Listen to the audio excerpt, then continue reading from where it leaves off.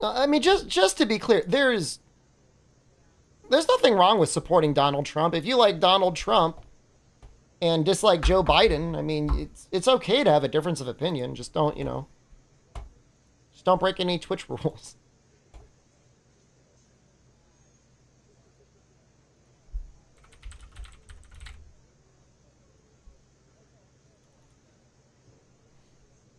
Anti-mattering field engaged Trump watch. There's definitely going to be some weirdos. Go full clown mode, impeach Biden 3 times for no reason? I don't know necessarily that Trump was impeached for no reason. There was definitely a number of impeachments that were deserved. I'm not going to say all of them. After the dust settled, I would say the Russian impeachment was a waste of time. It really was, especially with like Mueller and all that. Like that was a waste of time. Maybe that was the overly optimistic. That was the overly optimistic thing. Now, when he asked the head of another state to provide him information on Joe Biden in exchange for like military funding, I feel like that was deserved. That to me, that was deserved. That's a little messed up. That's super messed up. You can't do that. Those are the 2 impeachments, right? You had 2? I guess there was the January 6th thing. Was that an impeachment? Something should have happened there, but at that point, like, clearly people were like, we're just going to watch him leave. It's this resolution net. I mean, not that the resolution really matters. Okay.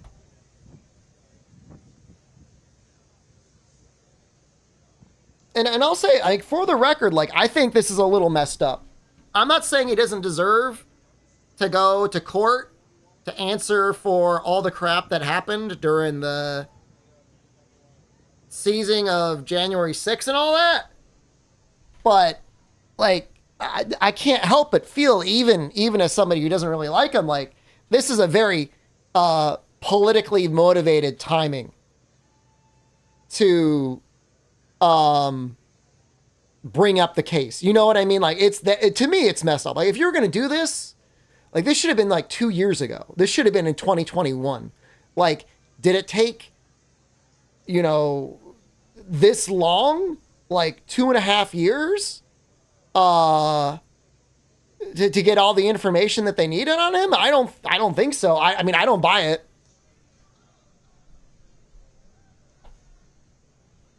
I saw something today, Albino Donkey, that if the primary were held today, Trump would get at least 40% of the vote in the primary, if not more. And that's what I mean. Like, if this is to be any amount of justice, it should be done apolitically. It should have been done a year ago so that he could have cleared his name or gone to jail a year before the primaries. Because, like, the way it is now, whether he wins or loses, he's going to have this on him directly going into the primary. It could backfire. I mean, like I said, like, he has never faced consequences. So, well, he's not going to be tweeting. I mean, he sends messages out through email and through Truth Social. He doesn't go on Twitter anymore. He was unbanned on Twitter, but he's not going back.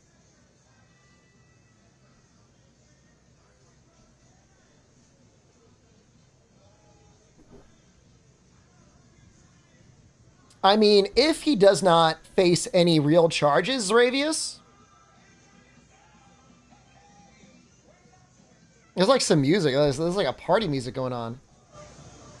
If he gets out of this with no issues, he will absolutely win the primary. And if it's him 1v1 versus Biden, like, again, it's going to be a toss-up. One of the reasons I think the only reason he lost the 2020 election was was I think a majority of people felt like he handled the coronavirus thing poorly. Now, I would say in terms of accelerating the vaccine, he probably deserves some credit for that. But like the whole like anti-masking thing and everything like that, I mean, that was just kind of him being a dick. They're astroturfing Bidenomics so hard. I attribute Bidenomics to the fiber rollout. And so in some small way, I can say I approve of the Biden stimulus plan. Because if it was the Biden stimulus plan that finally got fiber optic to all of the homes in the United States, the majority of the homes in the United States, that's pretty good. Now, the problem is like Frontier is doing it, so it's going to suck ass. But, you know, it's an attempt. You know, my house was like literally, I was able to go to the website and schedule service for it to be installed months ago. And I just checked like literally yesterday and it said it's not available at your home yet. Like, it's so messed up.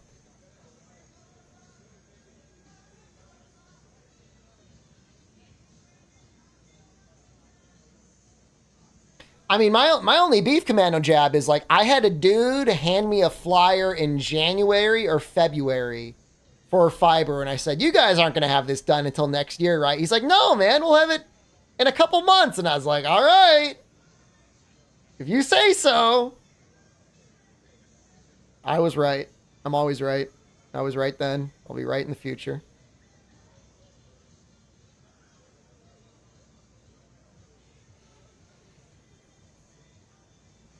And so, like, the funny thing, Amatsu, hello, good afternoon. Funny thing about inflation albino is, like, there has not been any significant inflation in Japan as far as I can tell. Like, ramen is still less than 1,000 yen a bowl. Goddamn Coke out of a vending machine is the same price as it was in 2006. People are still making about the same amount they were, which is not great. They should, it'd be nice if people are getting paid more because they're probably more productive nowadays than they were 20 years ago. But like, it's like a stable economy here. Some producers are having some of their margins squeezed a little bit, but like, they have to figure it out. Hypercute, it's bad, dude. It's real bad in the US. Almost every town in the United States has a single real internet provider. The ironic thing is like there's a website and it'll like, "Oh, what are my internet options?" And it's like Comcast with cable, which is okay. DSL, which is basically unusable and the same price as cable, and then like satellite internet.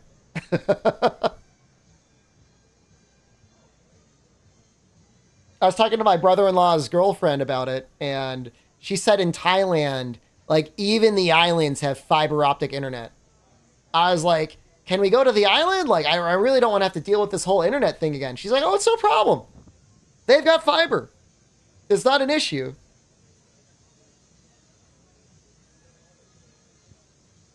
I don't know. I don't like or trust Musk. Maybe his Starlink will be okay someday. I can't believe it.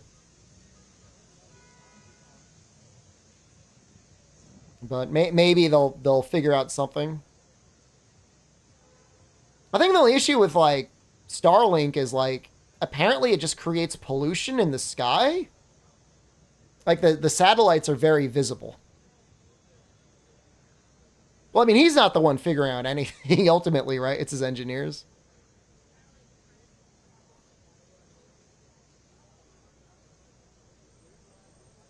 Cease the shadow. Does it mean 6 more weeks of winter? Brother, I just can't. I don't know. I don't know. They have not been able to pin anything on him ever.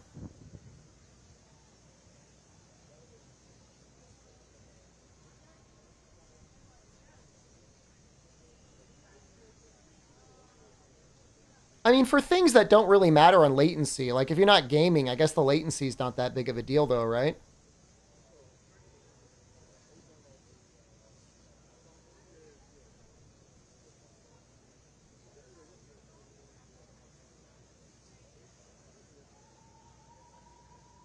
I love this live stream.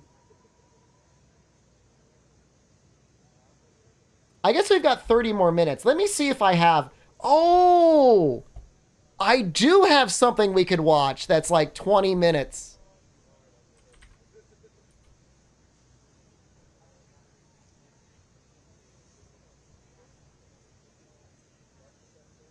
Yep, 25 minutes.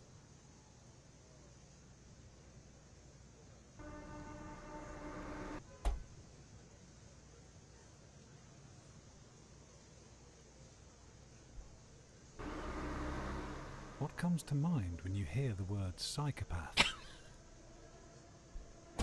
Serial killers from Hollywood films, Hannibal Lecter in Silence of the Lambs, or the Joker. Disturbed and deceitful killers out of sync with reality. Most people estimate that about 1 to 2% of the population has sort of clinically significant levels of psychopathy. Wait a moment. At least 1%? 1 in 100? So that means everybody knows at least one person with psychopathy, probably more. A psychopath among our friends? Isn't that something we'd notice?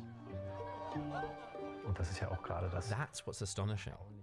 It often takes months or years for even close, trusted friends to see these people's true colors. If psychopaths blend in so well, how can we identify them? I feel like I'm getting singled out in like this little box. Psychopaths. I'm not a psychopath. I'm not. Does somebody have a second monitor that can keep in mind? Oh, hold on. Maybe I can move this over here. I just want to keep an eye To on... determine who around us may be psychopathic, it would be good to learn to spot a few of the warning signs. But they're not typically as easy to spot as Anton Chigurh. Well, they never spotted him, man. That was his whole thing. It was In too... the Coen brothers picky. film No Country for Old Men. Oh, I should put Anton it was a on, shouldn't hitman I? Driving across the United States in search of $2 million. He used a bolt gun to kill anyone who crossed his path. Sir, the most you ever lost. This is such a good scene. I don't know. I couldn't say. Diese Figur in dem Film. The character in this film displays a profound coldness when it comes to the fate of others. He hardly shows any emotion, meaning that we, the viewers, are seeing nothing in terms of serenity and joy, or of sorrow, agitation, or anger. Traurigkeit, Bewegtheit oder Zorn. He's got a little table. Kurt Schneider described the principal characteristics of psychopathy as early as 1923. At its core was a kind of callousness, a deficit in certain emotions like compassion, shame, or embarrassment. Well, hold on. People who were psychopathic, and Ted Bundy was certainly like this as well, sort of... How's the audio, their by the way? Freedom from guilt or remorse is kind of like a superpower. Are you eating something you that, shouldn't be, know, Collie? Might bother the average person. What are you but eating? Certainly doesn't bother them. Can I get a taste? As it happens, the neighborhood that I grew up in Tacoma, Washington, was only about 3 miles away from the house where Ted Bundy had grown up. Ted Bundy. Between 1974 and 78, he killed at least 30 women in several US states. He'd wear his arm in a sling, first gaining... I watched a documentary on Ted Bundy not that long He ago. asked for help carrying books to his car. That's really He sad. had prepped his Volkswagen Beetle so he could discreetly drive the women away, torture them, and eventually kill them. His charm, a trait people described He many acted times, as his own lawyer. gave him an advantage. On first impression, psychopathic people often come across as very likable, approachable, and friendly. This idea that psychopaths appear quite normal at first encounter was described by American psychiatrist Hervey Milton Cleckley in his 1941 book, The Mask of Sanity. His colleague Robert D. Hare continued building on this research. In the early 1980s, Hare used case studies on male offenders to create a checklist for assessing psychopathic personality traits. Die revidierte Psychopathie-Check The revised psychopathy checklist, PCLR for short, consists of a total of 20 traits. These traits are primarily assessed using information on file, but they're also based on an interview with the individual. I mean, I got kind of like a major lack of remorse. Like, no For remorse. each character trait, a person can receive 0, 1, or 2 points. The highest score they can get is 40. How many points do they need to be considered a psychopath? Allgemein würde man sagen, dass Generally speaking, a score of 25 from the offender test group is considered high. 33 and up is considered very So you can just be like a little psychopathic. A lawyer who goes by the pseudonym M.E. Thomas was assessed using this checklist. Let's imagine her test result as a bottle filled with liquid. That's a little psychopathic. The more points she gets, the more liquid will be added. Merkmal 1. Trait 1, superficial, meaning not I would being say I'm genuine in pretty your interactions. genuine. Trait 2, a grandiose sense of self-worth. I mean, okay, all Trait right. 3, deceitful and manipulative. I mean, Being insincere. not really. with others for One. ends, lack of remorse, lack of empathy, neglecting to take responsibility for your own actions, impulsive, lack of life goals. Okay, hold on. Ziele. Hold on. Lack of life goals? I am a professional internet clown. That is my life goal. No points there. She does have life goals. Verantwortungslosigkeit, Irresponsibility, schwache Verhaltensweisen, poor behavioral control, antisoziales antisocial Verhalten. behavior as an adult. M.E. Thomas has known she was different since childhood. She looks nice. That it was really hard for me to respect people because I just saw them at the time as a child, with a child's understanding. I just saw them as essentially just like insecurities and unmet Yeah. expectations and Yeah. needs. So I think I just had like this oversimplified view of people as No, like, she's basically right. like mechanical toys. Oh, hold on. That's fucked up. Where does psychopathy come from? Why are psychopathic people so different? Is there something identifiable about their bodies, or for instance their brains? In the late 1980s, the University of California acquired one of the first brain scanners in the United States. The idea was to use it to examine hardened criminals and determine whether any neurological predispositions existed that should justify reduced prison sentences. The first scans I looked at of murderers and psychopaths was in 1989. A former student who is now a psychiatrist brought me the scan because they were studying murderers. So I started looking at them 1 or 2 or 3 a year up until about 2005. That's when I got a whole group of scans from different. I mean, collaborators 1989? using That's kind of a fMRI, long PET time scan, ago. SPECT scans of other kinds of murderers. I mean, they were And at only that point, I started barely studying using and saw DNA a evidence pattern. around then, right? What James Fallon had discovered was the brain typical of a psychopath. A 2018 study by Germany's university hospitals of Aachen and Regensburg furnished wider evidence of what Fallon had identified in individual cases. The researchers compared 28 studies of brain scans of a total of 700 psychopaths. For the first time, they were able to see a direct link between the underactivity of certain parts of the brain Maybe and underdeveloped frontal psychopathic lobe. behavior. Decreased activity in Yep. the prefrontal Nope. cortex They got it. explains why psychopaths tend to disregard the rules. That, along with a further lack of activity in the insular cortex, I've never heard of the insular may cortex. indicate why psychopaths tend to miss the emotional meaning of words. Impaired function of the amygdala leads to impulsiveness, the urge to satisfy desires quickly without thinking through the potential consequences. And that is the full psychopathic brain sort of turned off from normal. In order to satisfy their desires swiftly, psychopaths take a lot of risks, not caring what You others shouldn't think care about what them. other people think about you. In that sense, their behavior can become almost predictable. This Let's guy imagine a sucks at eating the psychopath in marshmallow. The famous marshmallow experiment. It works like this. The test subject, oftentimes a child, is seated in front of a marshmallow. They're just If they playing wait fun. patiently, they've been promised 2 marshmallows, but that requires self-control, which can be a real challenge. Hey, they're just goofing. Most psychopaths lack self-control. So let's review. We can recognize psychopaths with the help of a test. We can identify specific traits of their brains which differ from those of non-psychopathic people. So far so good, until we return to James Fallon. What is James Fallon doing in his hot Studies up tub? until 2005 What? led him to assume that A, psychopaths can be identified by their brain structure, and B, if a brain exhibits these traits, the person is psychopathic. But when Fallon took brain scans of himself and his family to use as a control group for an Alzheimer's study, he got a rude awakening. And I went through one person, second person, third, fourth, fifth, sixth, seventh. I got to the bottom of the pile, and I started laughing. I said, okay, guys, this is a joke. You slipped in one of the murderer's brains, one of these psychopaths. I said, this is like the worst psychopathic pattern I'd ever seen. And it was the pure pattern of psychopaths without all the other damage. And they said, no. I said, you're kidding me. I said, this person should not be walking around in society. And I tore the name off, and I looked down, and that's when Gandalf knocked on my door and said, you're it, man. And it was my scan.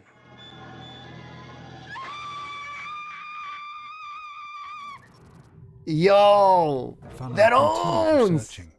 He discovered that not only did he have the brain of a psychopath, but he also had the crucial gene variants associated with aggression and psychopathy.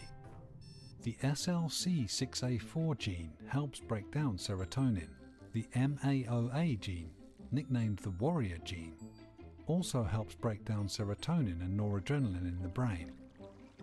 Serotonin, the happy hormone, helps calm you down unless too much of it floods the brain. Then it takes on a different role. That's what happens when fewer variants of the two genes mentioned are active. Then the brain swims in serotonin, which can lead to aggression.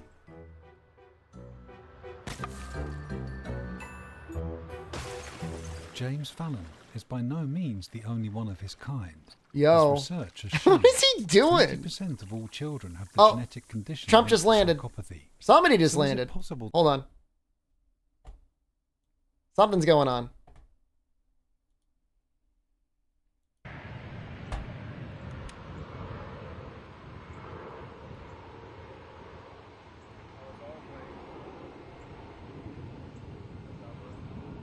I think they're assuming that's his airplane?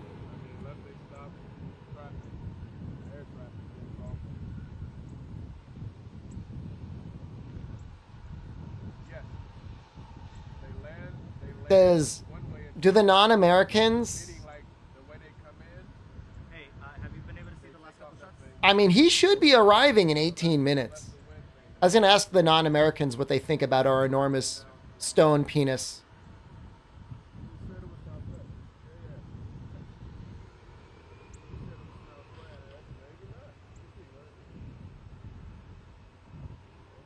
It should be larger. We could probably make one bigger nowadays. Okay, Yeah. the shot I'm doing right now with the Southwest plane, that's what you're going to see with the Trump plane. So they're the next one to land then. What you see with this one is what we're going to get with the Trump one. So just watch it. Oh, I see. So these are the planes going in for their landing approach, and so his plane will be the next plane. Sounds good. All right, thanks, man. I would be very uncomfortable being on this plane and having everybody like Pepe staring at me.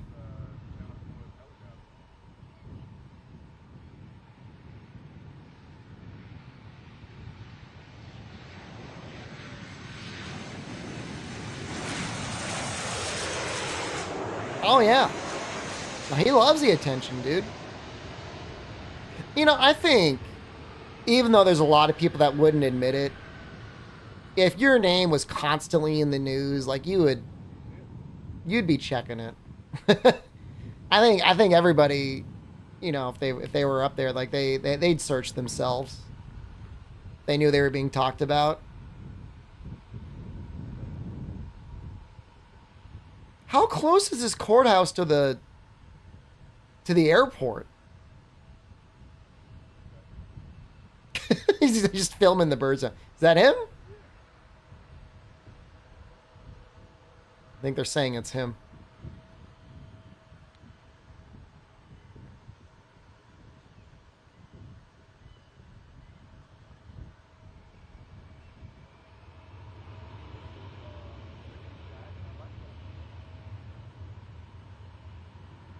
I mean, it may as well. Everybody's gonna get some Cinnabon. No, that is a private jet. Assuming it's his plane.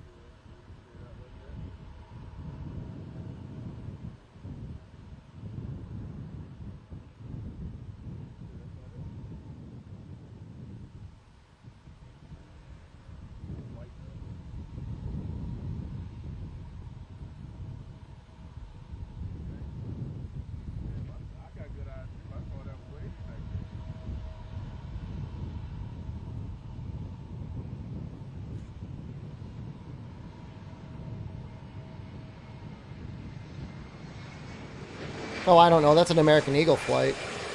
I don't think that's private.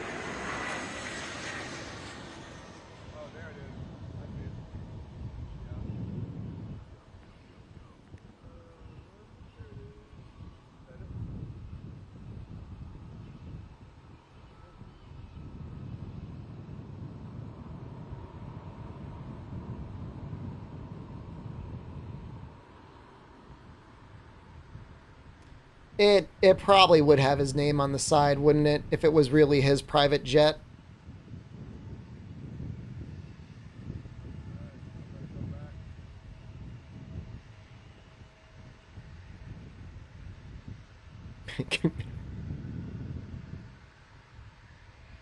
There might have been a Trump Airlines. I mean, he's done almost every business venture you can think of.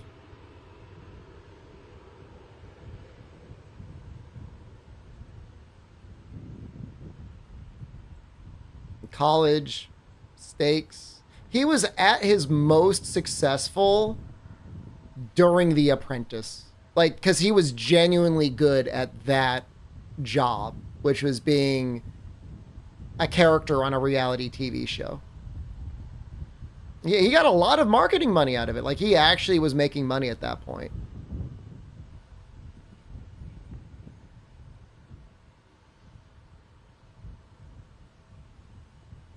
Some say the only reason he ran for president is because he wasn't being offered as much money to do The Apprentice anymore, and other people were getting offered more money. And he's like, well, I'll run for president. Who knows if he ever intended to actually get elected, but it worked out for him.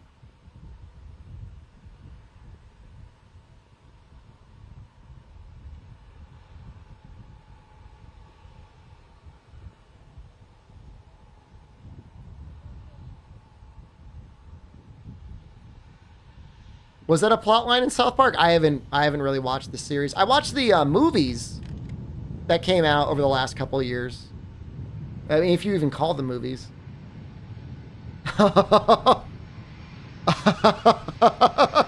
Dude.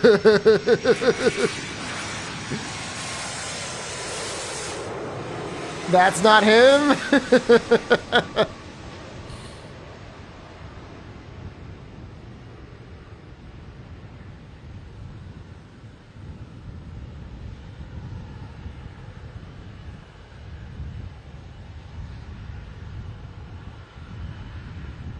He was flying coach on the American Eagle flight.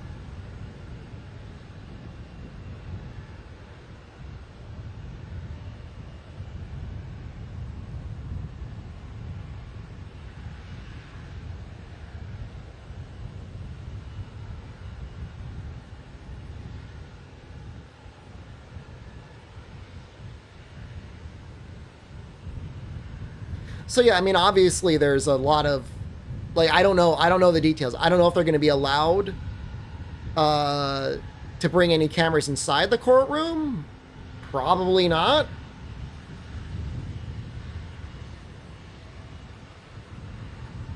I don't know if there's going to be like live updates as he's in the courtroom.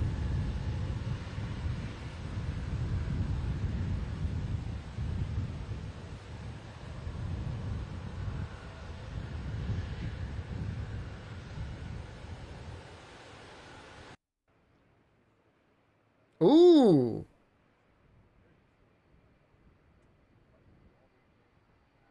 We got another angle.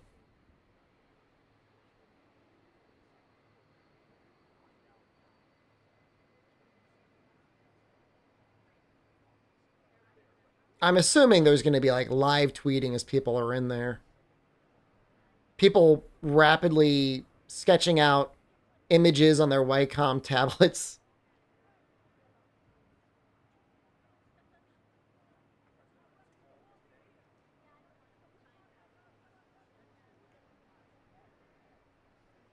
Live Xing? Oh no. Is that what we're calling it now?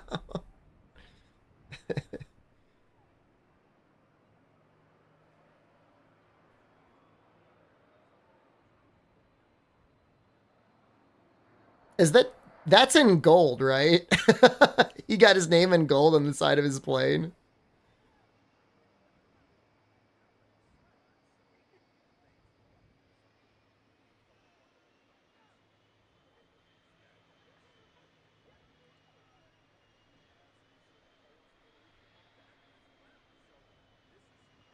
I thought it was supposed to start at like, maybe it is going to start at 4 p.m. I mean, I don't know. I guess it would be like him to arrive 9 minutes before his court case on an airplane just outside the courtroom.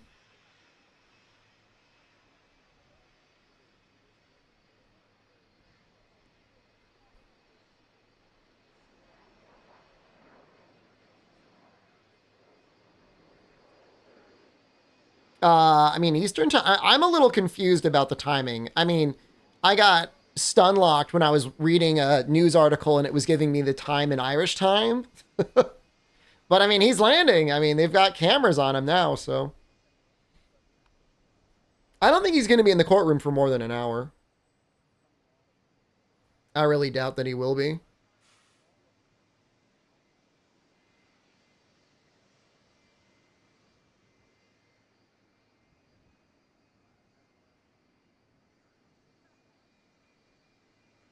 Yeah, I'd be willing to give the UK the win and just let them be the arbiter of all time and just get rid of time zones. Just get used to the time wherever you are. Like if you wake up at like 6 in the afternoon, that's fine because it's technically not the afternoon.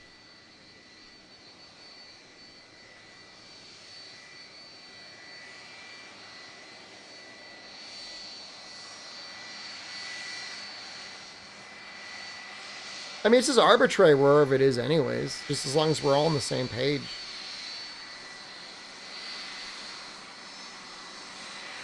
No, it wouldn't be America. It would be UK, Europe, if it were GMT, Greenwich Mean Time.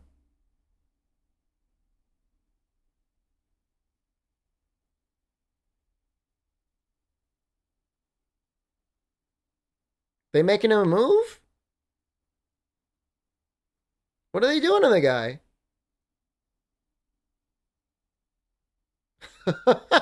Is he getting yelled at? This feels less like a news broadcast and more like we're in somebody's iPhone.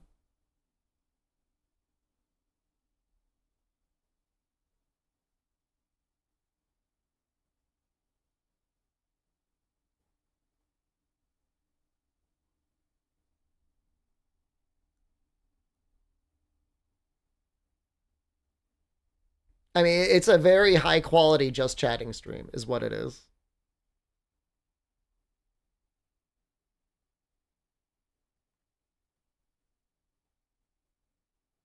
He's not going to come out from that side, I don't think.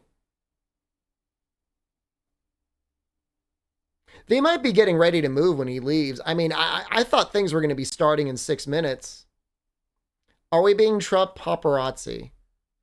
It's not about being paparazzi. I mean, we're not ambushing him. Like, we know, everybody knows he's letting Woody take the slide. A smaller plane comes out and he rides the little plane over. He's like a monkey ace from Bloons TD6. He just flies straight to the court. How old is Trump? Is he like 79? I think I've seen some of the game unrecorded. Yeah, it looks good. Graphics-wise, gameplay-wise, I don't know that I care about it, but definitely they did a good job with the graphics in that game.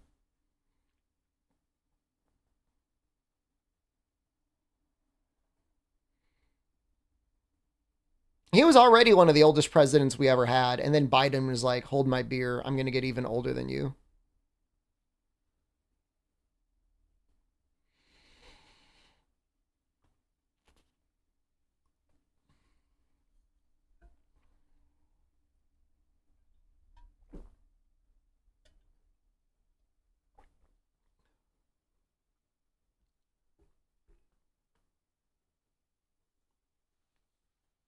Yeah, it looks like they're being escorted away.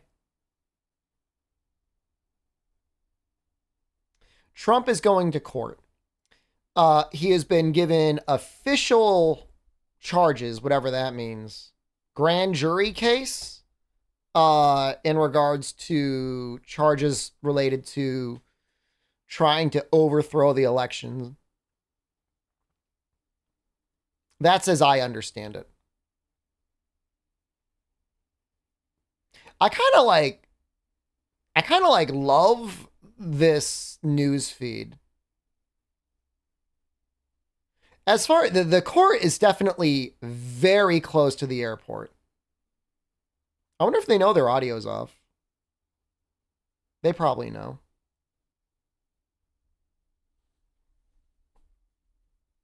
I mean, Mitch McConnell maybe or maybe did not poop his pants live on camera like less than a week ago. He kind of looked like he pooped a little. I mean, I hope he didn't actually like I know some people like get mean about it. Like I hope he didn't actually have like an actual like brain aneurysm or something while he was talking.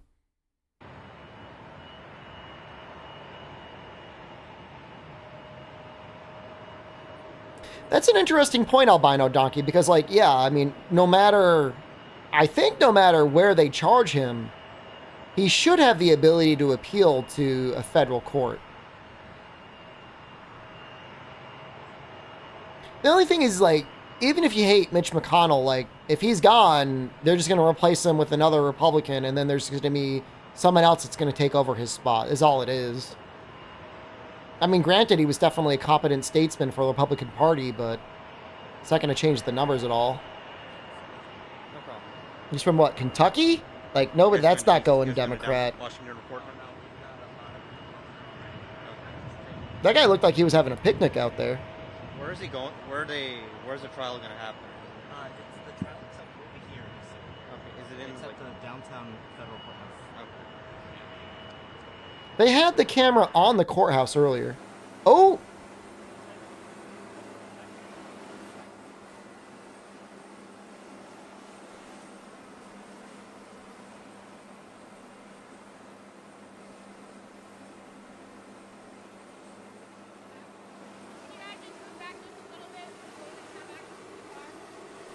One of Trump's signature moves is being very cautious when walking downstairs. And he has gone on record many times criticizing people that do not take stairs seriously.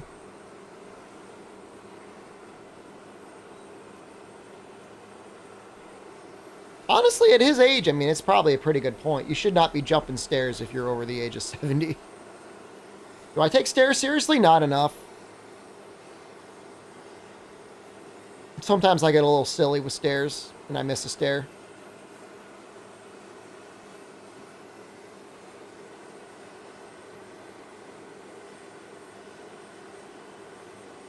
Can I turn off this light? Do I even need this light? A little bit. Ever crawl up the stairs on all fours like an animal? Oh, I used to love doing that as a kid. When the stairs are carpeted? You know Justin Trudeau's party trick is falling down a flight of stairs unharmed? For real? Does he really have a trick where he does that? I believe you when you say that. He just said he's getting divorced. I feel kind of bad for him. I don't know if it's his wife broke up with him or he broke up with her. Have any plans for in-real life streams of the Niantic game? It's releasing in September, and I'm going to be back in the US in September. And I don't really want to dox myself, so probably not. If I could spoof my address Maybe. It was mutual? All right, fair enough. Hey, if there's a good divorce, it's one where it's mutual, right? Yeah, I'm in Japan right now. I'll be in Japan for 1 more month.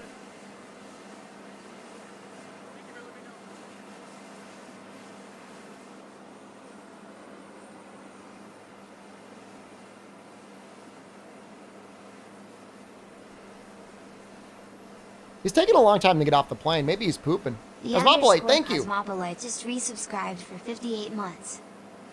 Good afternoon, good evening. Good morning? You'd have to be in, like, Japan right now for it to be morning.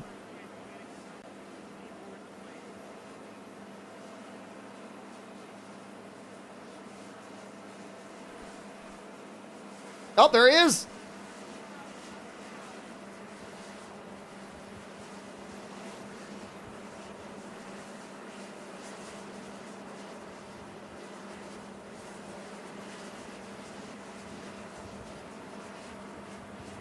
I thought it was 4 p.m. too.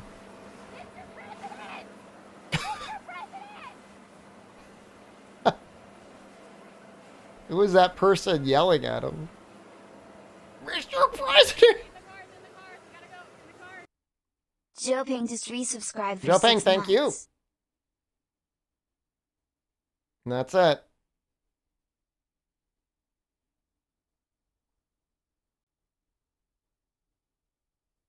I mean, outside of his hair going a little crazy, I mean, he looked okay. Isn't it former president? It's like NA champ. You never lose the title. Here's a Trudeau party trick if you're interested. I am, actually.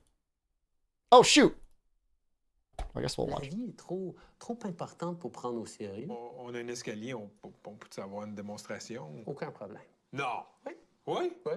Donc, le truc, c'est vrai, normalement, tomber dans les escaliers. comment ça fonctionne? Normalement, je te mettrais genre ici, là, puis je passerais, puis je dis, hey, comment ça va, toi? Oui, okay, c'est vraiment le là, fun, là, puis ouais. là, tu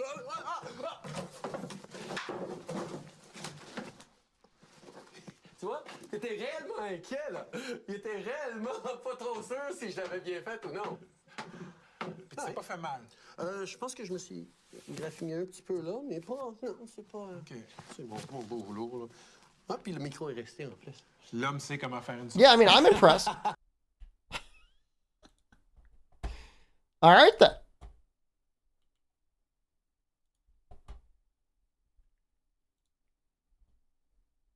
Still no audio.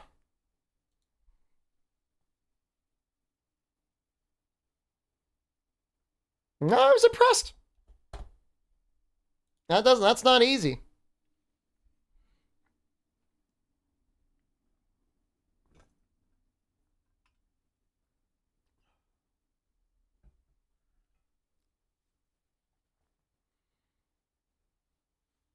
I'm not sure how often I would do that. I mean, even if it's just for the camera, like just to goof around, like I feel like I wouldn't want to mess up. Yeah, you know what I mean? Especially for the prime minister. Like, how dumb would that be? Your prime minister dies because he was trying to do a funny trick on camera.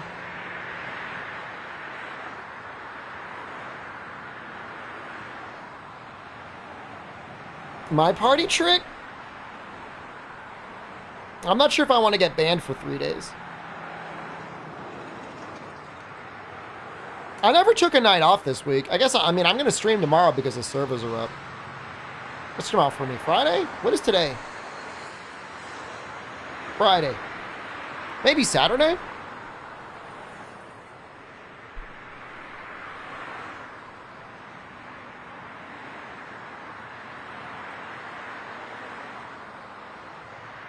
Yeah, that sounds tough, chemist.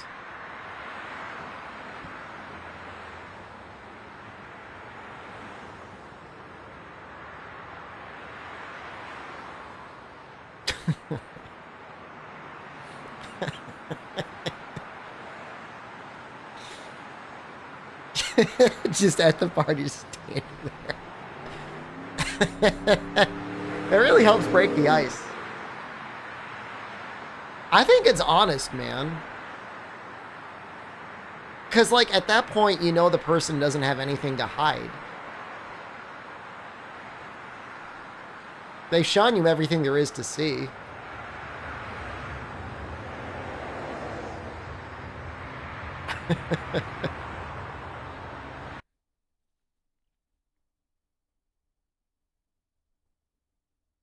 Dude, I'll tell you, man, like I respect the Reuters coverage, but I mean, I almost prefer the person keeping the camera on the courthouse than this.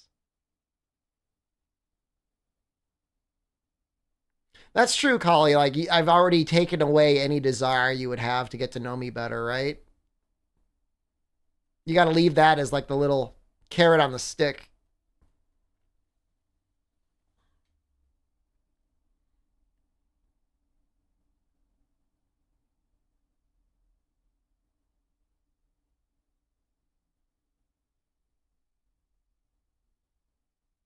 It's almost like we're in the car with them. Thryson, well, I mean, these are like post-presidential indictments, right? He had, was the sexual assault thing an indictment? Like, it's like, at this point, I feel bad. Like, I don't even, like, I mean, I think there's a lot of people, like, I've just kind of like lost track of everything. There's the document indictment, right? That happened? What happened with that?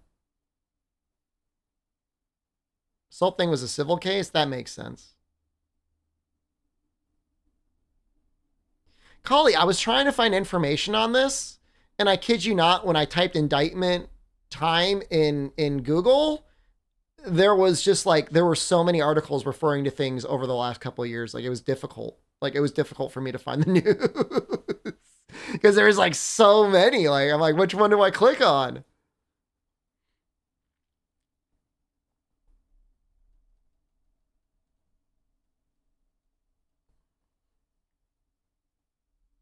That highway is suspiciously clear right now at 3 p.m. Did they clear the road? Oh, yeah, they got a police car ahead of them. All right.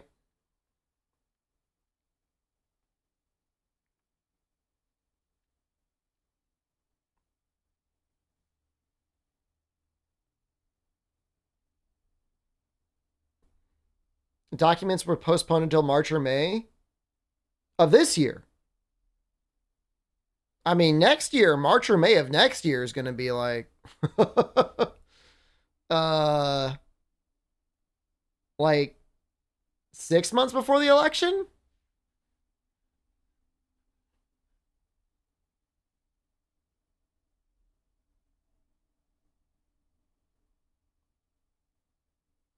And so this is the Washington, D.C. indictment over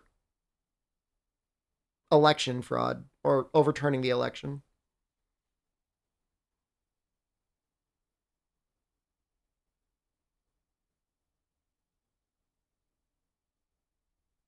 How do people from other countries feel about seeing our highways? This is like not real, by the way. This is like Fantasyland highways, especially in the DC area. Like this is like a fairy tale.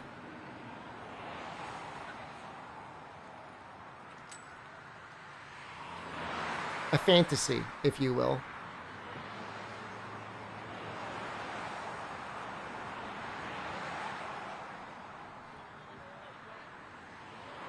It would have been really funny if it was like all these people were live and they just got like stuck in traffic for 3 hours.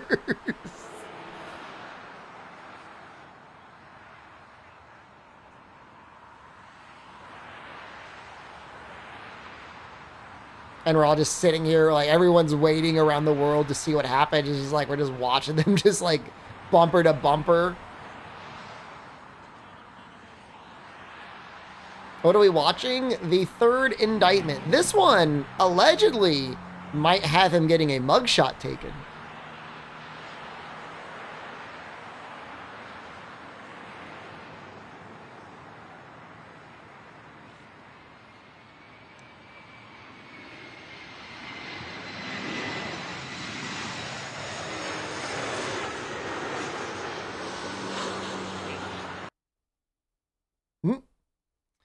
Those weren't anyone. They were just showing a picture of the Capitol building or some government building.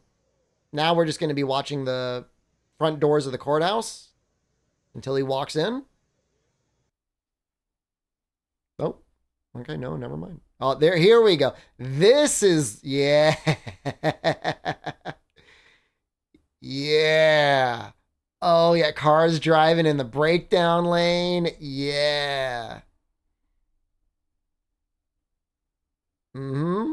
This is it, man.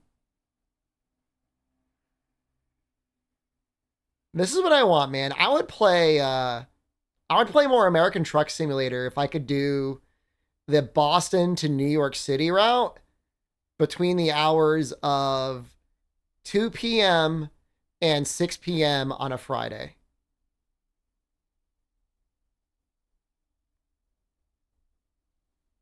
At round trip.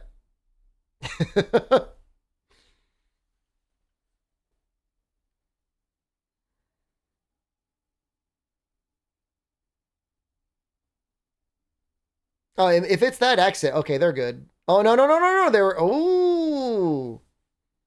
They're just doing whatever they want.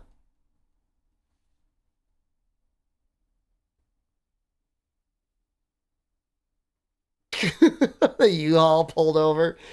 Dude. Oh, man. So bad.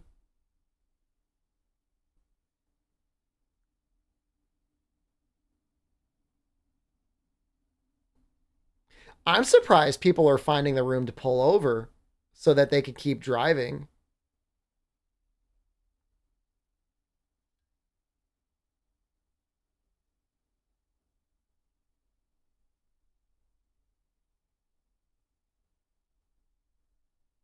I'm having some fun, though, being in the car with them.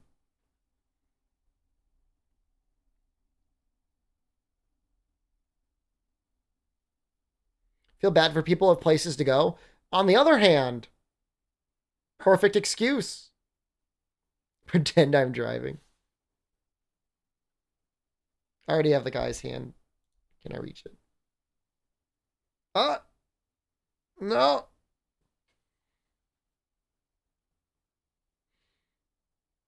Oh, they're already taking an off ramp, so that they should be okay.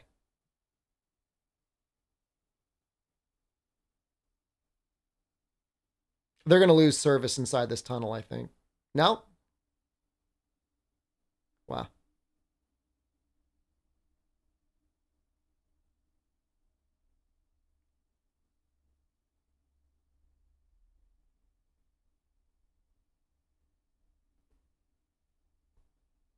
Just place the steering wheel PNG ahead of me.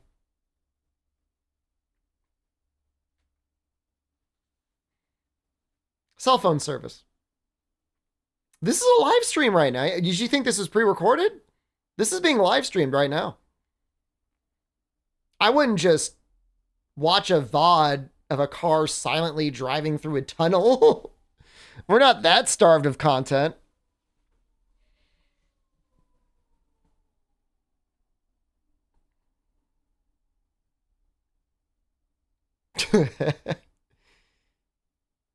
I mean, Rise has been bad, but it's not, we're not there yet. We've got new Dose content out right now. Better numbers than Rise.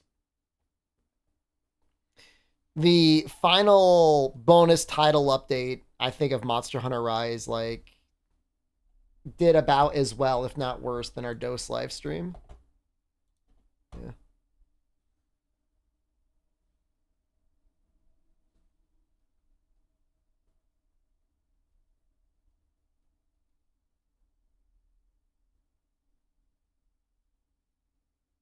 Political commentary channel.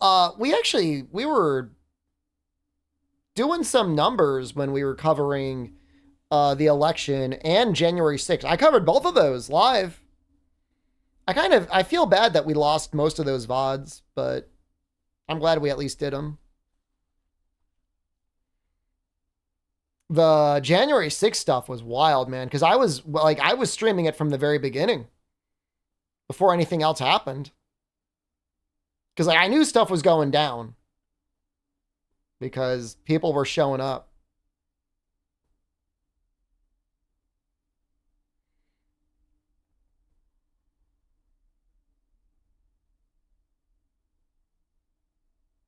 And I guess that's kind of, I mean, incidentally, I'm sure it'll get brought up in this trial.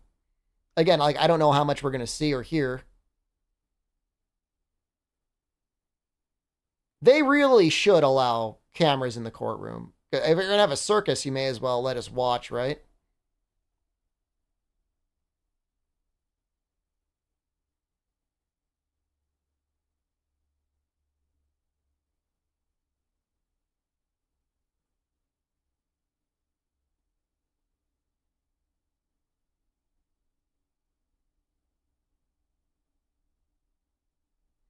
It's part of the whole trying to overthrow the election, right? So I mean, January 6th would have to come up.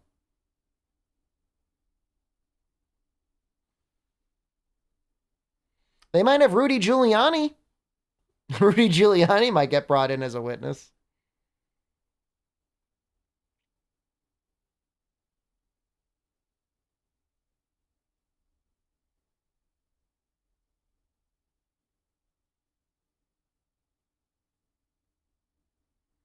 I didn't see the video, but I saw a tweet or an X. I don't even know what we call them anymore.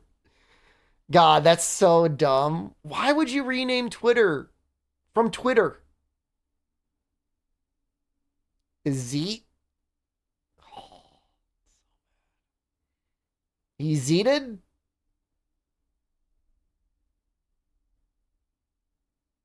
So bad.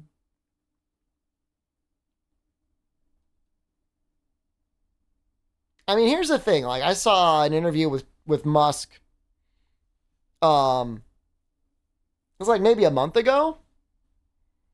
Maybe it was 2 months ago. And like the context of the video was like, do you feel any responsibility for any damage you do when you make this statement or you do this thing? And his response was basically, I have more money than I could ever spend. I will never face any consequences. I'm just going to do what I want. Which, I mean, is a pretty honest way to answer that question. But man, what an asshole. I mean, he's not wrong.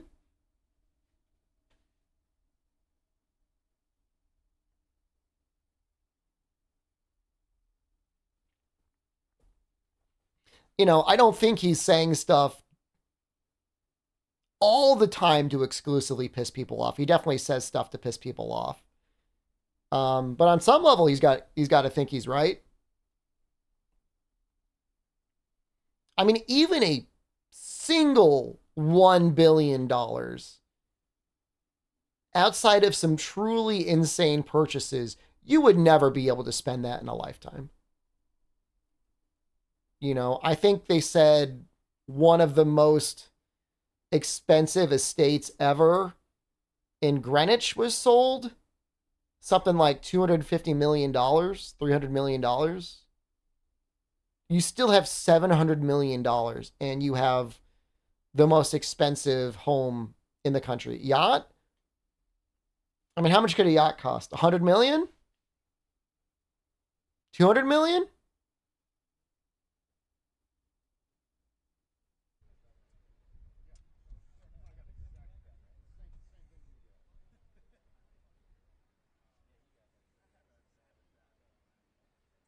$1 billion being 32 years compared to 1 million, which is 2 weeks. Yikes.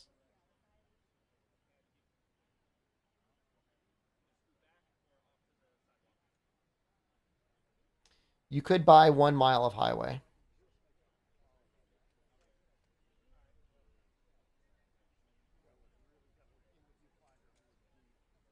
You know, the Stream Elements bot doing work for once. Is this what happens in the Just Chatting channel?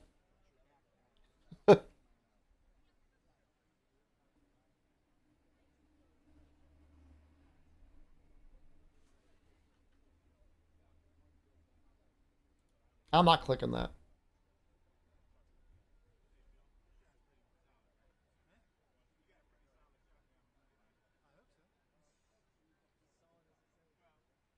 Is it butt cheeks? Really? Now I kind of want to click it.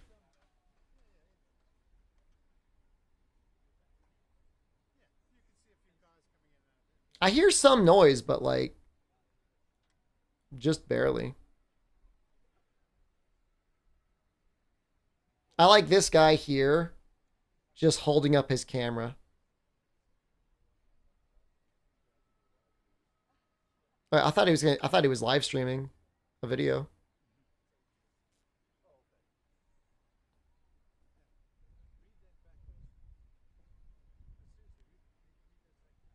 The yakiniku place I like is having unlimited yakiniku meat for like $15 if you go in anytime between 11 and I think 6 p.m. 15 bucks. How often do you think I should go?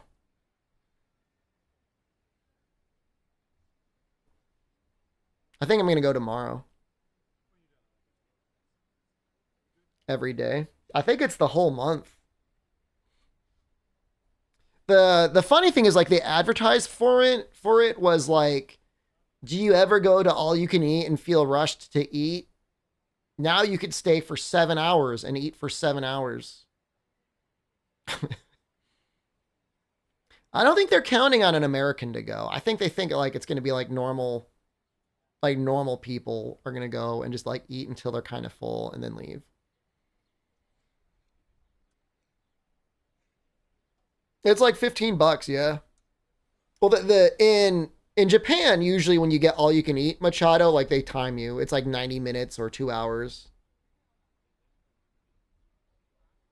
Normally you would be rushed, but for this you could show up at 11 and then you could leave at 6.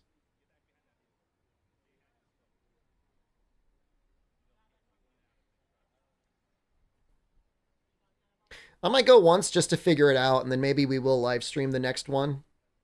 We'll try and do a 7-hour stream to see how much pork belly I can eat before I pass out.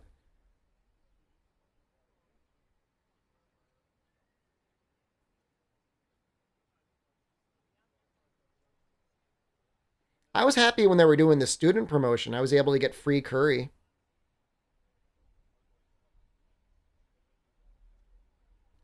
It's not that expensive in total. It's 2,000 yen.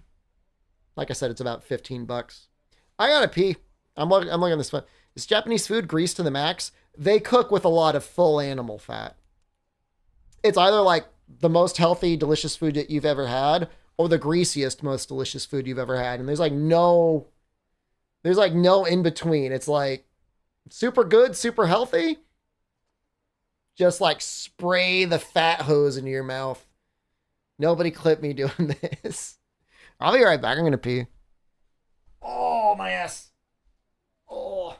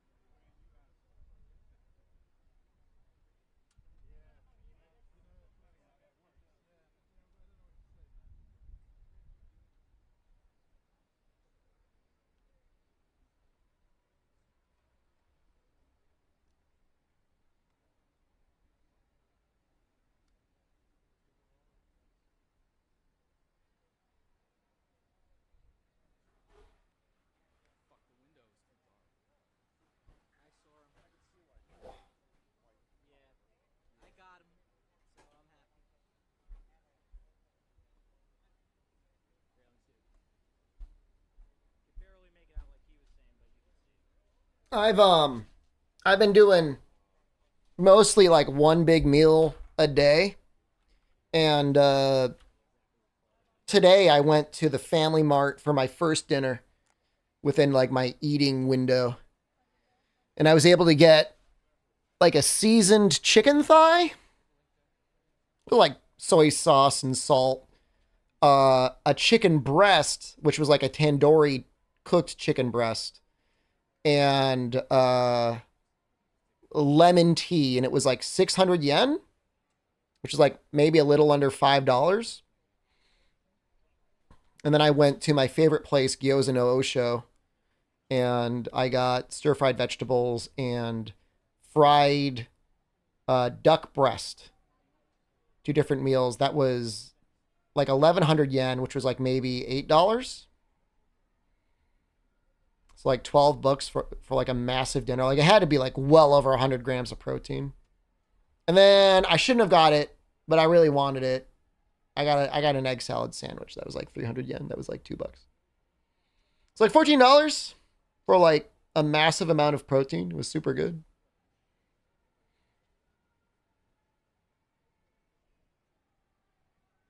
Eating well. I mean, it's not even that you're eating well, and you are eating well. It's just like you're eating so well for the price. Like for me to eat anything like that in the US, I feel like I'd have to spend, I mean, in the restaurant alone, I mean, that would have been like $30 for the Chinese food.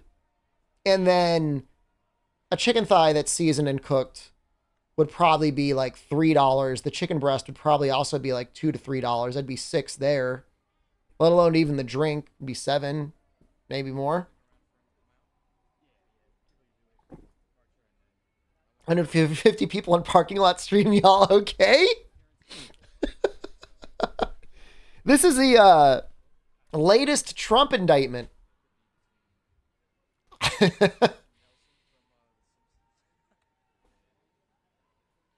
Yeah, you know, I was thinking about getting ramen again. Again, I've been trying to watch my carbs, but I feel like ramen's not that bad. There's a place nearby that it seems like a little bit healthier. It's not like you're just drinking like pure animal fat. What is what's going on with that truck? My understanding of the charges, Baker the Hut, is that is January 6th adjacent. 3-pack of Twisted Tea, Tall Boys, and a bottle of tequila. Well, if I finish all my wine, finish all my tea, I've got some wine I might drink. I don't mind the fat. It's just the carbs I'm minding.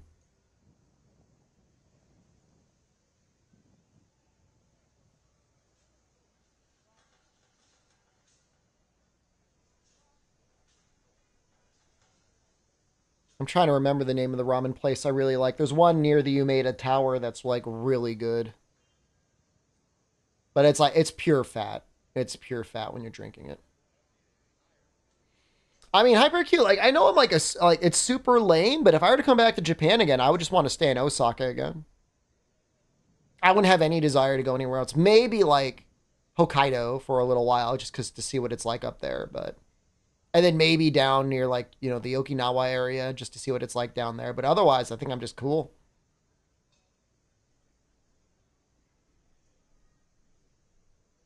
I did some Tokyo stuff. We saw the Muscle Girls. We saw Tokyo Disney.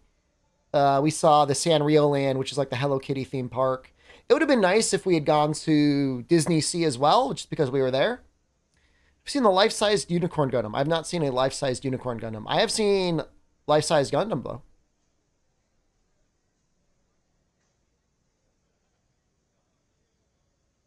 Can I slurp fast and efficient? I'm a good slurper. I saw it in 2018. I mean, when I was there this time, I was with my wife, and we weren't necessarily going, like, at full tilt. She's like a do one thing a day sort of person. She's not, like, go crazy all day sort of person. And she was here for a while, too. I mean, she was here for over a month. So, like, when you're here for that long, like, you don't have to be in, like, a huge rush.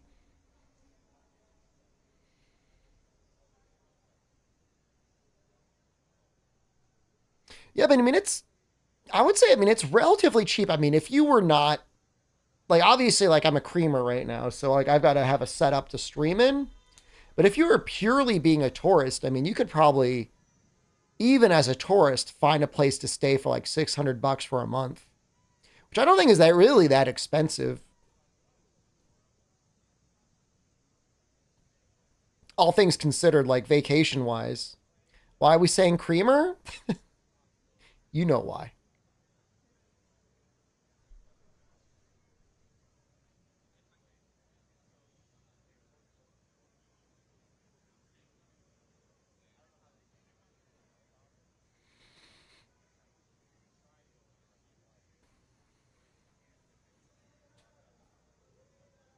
I want to see the pretty man.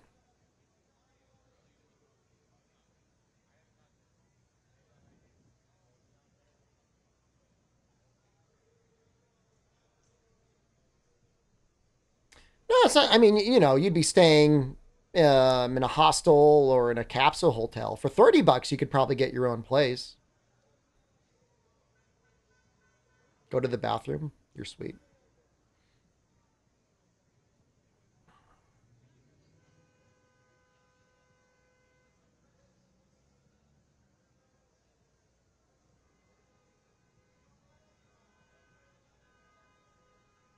I just hear cars honking in the background.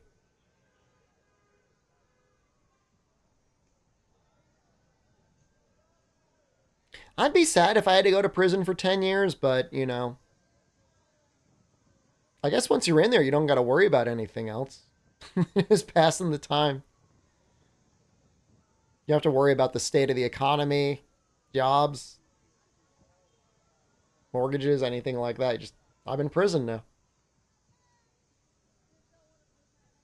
3 meals a day and regular sex with... With who, though?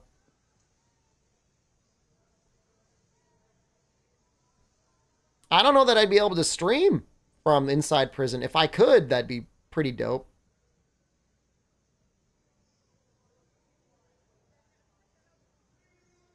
$600 years behind bars if all the felony charges get max sentences.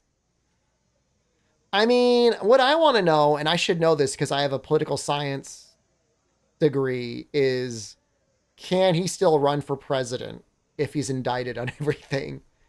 And I feel like he might be able to. I guess the trick is to do a white collar crime, right? Just do some insider trading.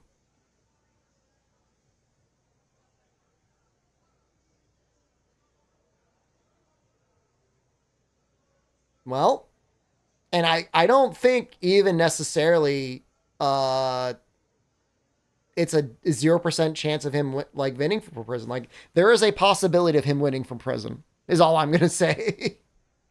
Like it's not 0%. I don't think it's 50%, that maybe 20 to 30%. Like he could win the nomination from jail.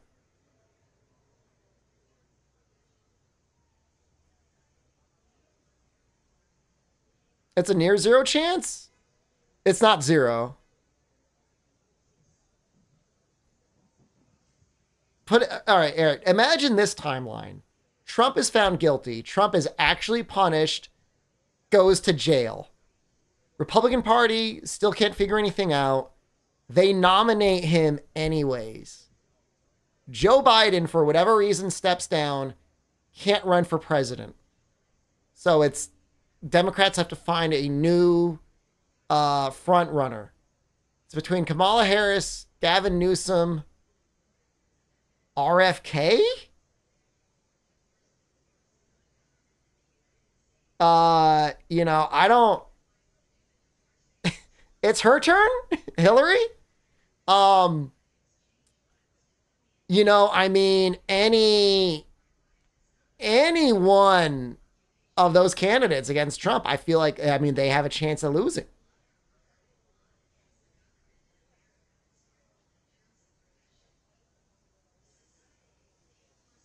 The funny thing would be hearing Trump saying lock her up while he's literally behind prison bars. Can Bernie win from hospice? Is he in hospice? Bernie was in okay health.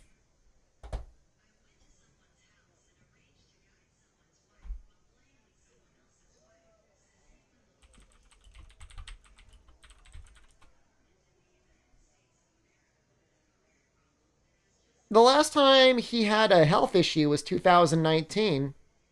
I don't know why you worry about Bernie Sanders, dude. All right, he had a heart attack. But I mean, he's still way younger than all the other guys, isn't he? What's his age? Oh, he's 81? Never mind. He's as old as everyone else is. For some reason, I thought he was a bit younger than everyone else, but he's not.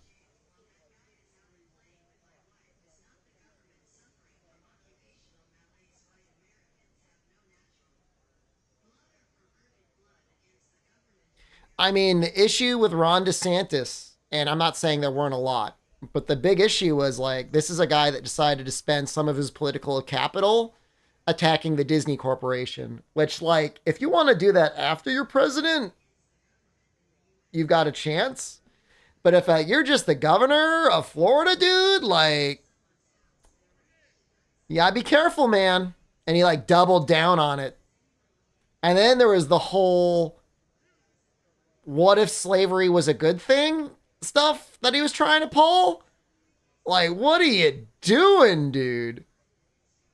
Like, it's crazy, man. You get people from the Republican caucus like saying like, you got to knock it off. He's just asking questions.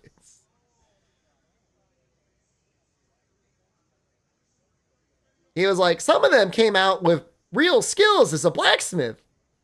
Like, dude, don't. You know, there's the, I mean, and I don't know if it's true. I could see it being true. But the story about him like eating, he was like eating pudding cups with his fingers.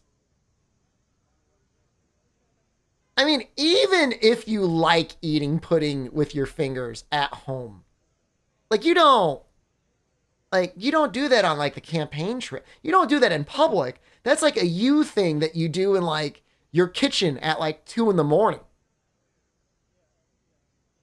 I'm not saying you're a monster for doing that. If you like doing that, I mean, that would explain a lot.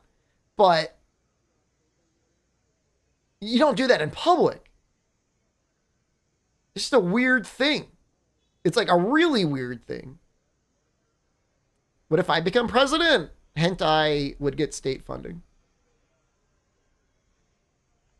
It's relatable. I mean, Disney is garbage.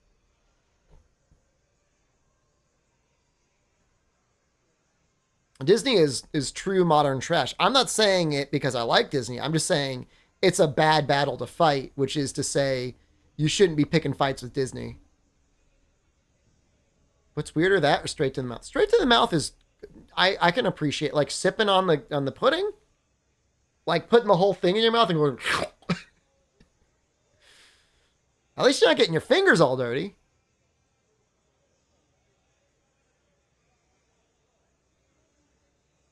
I bet you could. I've seen your gape. You could probably do that.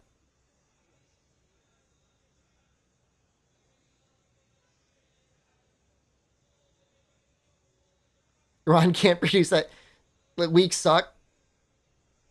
I mean, if you could get your tongue to the bottom of the pudding cup, that's pretty impressive. Like, I'm impressed. Like a gecko or something.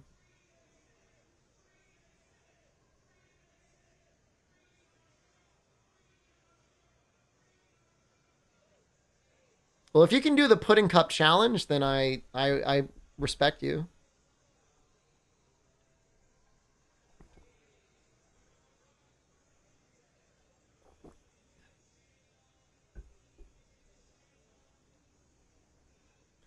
Well, he should be walking in the next 20 minutes. I mean, it's supposed to start at 4.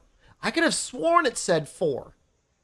And then everything else said, oh, tune in at 3. Been baited into staring at this tree for the last hour?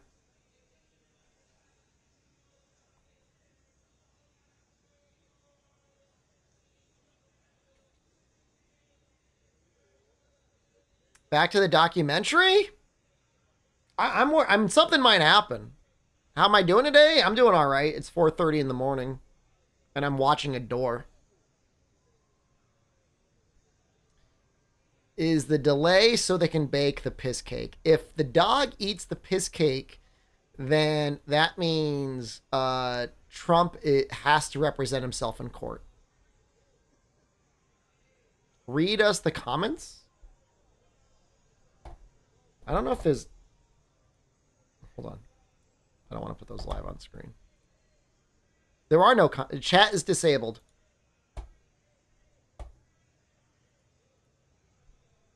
Probably a good idea. Probably a good idea to disable chat on YouTube.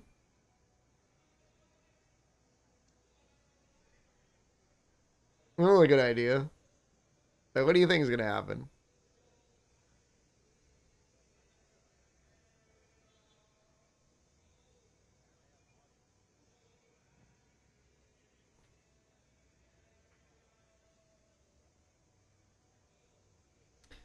His hair was looking okay. I mean, it was a little windy up there, but I mean, he looked okay. I mean, I've seen pictures of him at Mar-a-Lago, and I'm like, man, he's looking great. Like, I've never seen him look this good before. Good tan. Looks like he lost some weight.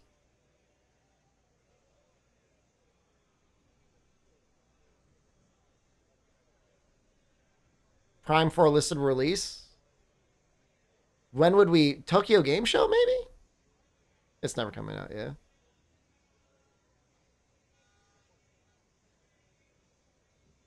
Oh, you like my haircut? I thought you were talking about Trump's haircut.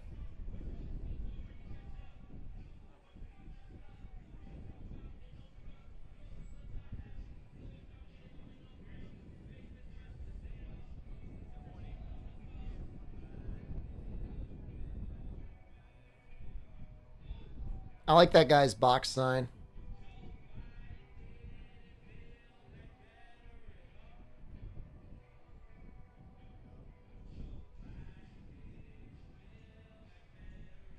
This guy here seems very annoyed with his, like, weird...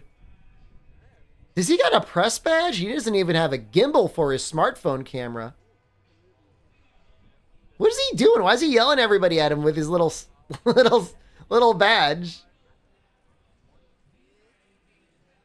And now he got kicked out.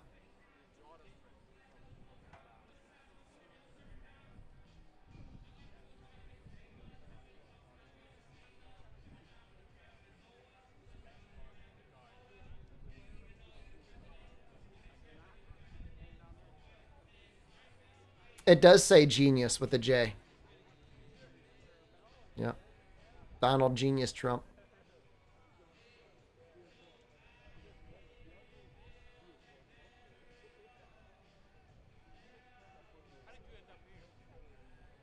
It almost feels like a party out there.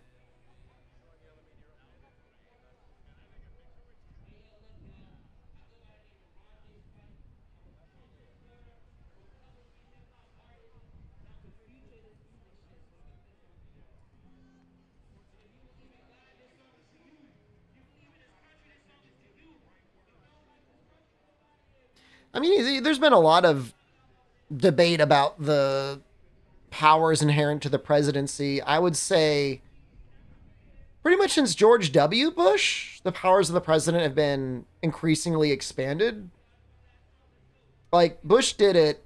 Obama did nothing to repeal it. Trump definitely pushed it.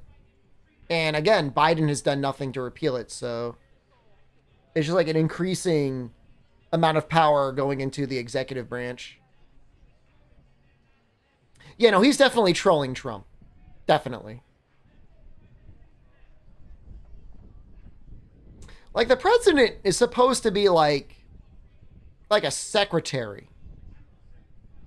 You know? I mean, okay, yes, they are responsible for a number of things, up to and including nominating Supreme Court justices, but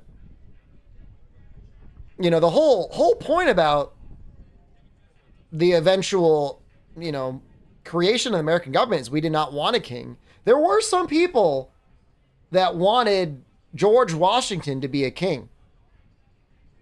They wanted him to be King George. Like, that was up in the air. Like, that was a possibility. And it wouldn't have been that strange to establish a monarchy at that point either. I mean, you know, France was going up and down through democracies and monarchies at that time. UK still had a monarchy, and we had just beaten them. So, could have happened.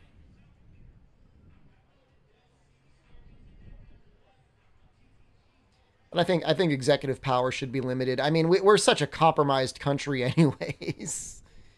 You don't want to put too much power in one person's hands. Even, I mean, if you think about it, like the veto power from the president, any president's kind of screwed up. I don't know how I feel about one person being able to overturn the Senate and Congress. Checks and balances? Yeah, I mean, they say that, you know. It's really hard, though. The issue with checks and balances is, like, checks and balances make sense in a system of, like, individuals. In a system, especially a two-party system, that isn't, like, you know, built up through coalitions, it doesn't really make a whole lot of sense. Do I think they hid the aliens from Trump? I feel like if they told him and they were real, then people would have known earlier than the other day.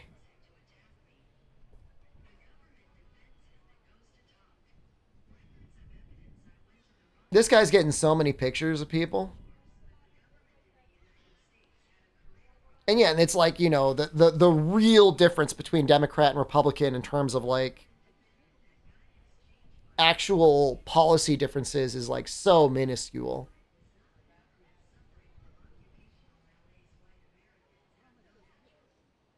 This guy is not on Trump's side.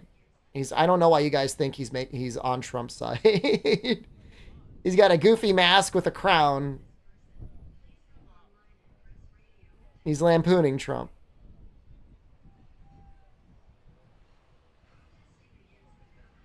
You know, Democrats had the opportunity to just sign like a literal one-page bill that lowered Medicaid from age 65 to like birth, and everybody would have had, you know, government health care, and it would have just been done. And instead they like made like the best system for healthcare companies to increase their costs and profits more so than anything that had ever existed before. It's absolutely insane. Trump's already inside the courthouse? And what, we're just going to watch this? I'm going to see if I can find another feed.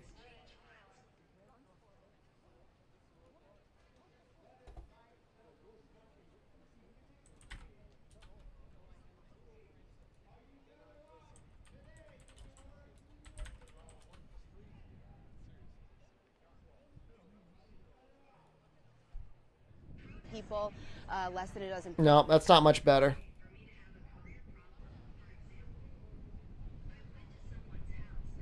I mean,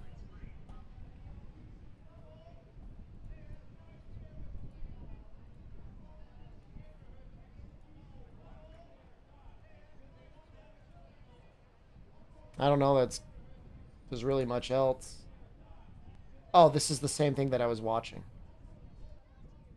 Oops.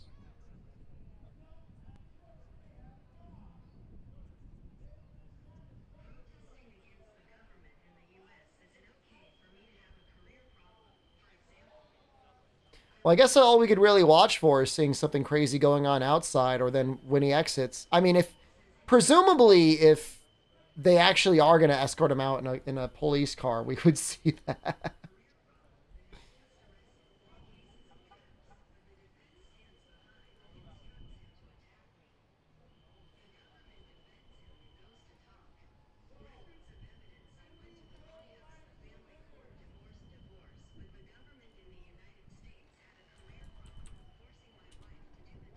Any silly Trump supporters? Like I said, like I mean, you know, obviously, I mean, you're going to have a mix of political opinions in chat, and there's nothing wrong with that. If anything, it's encouraged. But no, I mean, there hasn't been anybody like completely unhinged.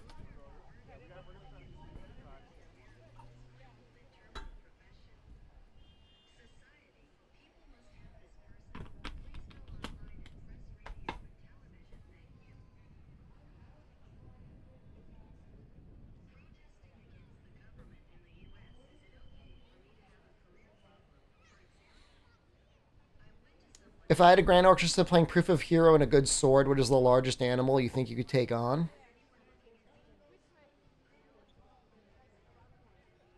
Well, how long do I get to, like, practice the sword? Like, right now? Drink the alpaca wine. I'm finishing up my tea.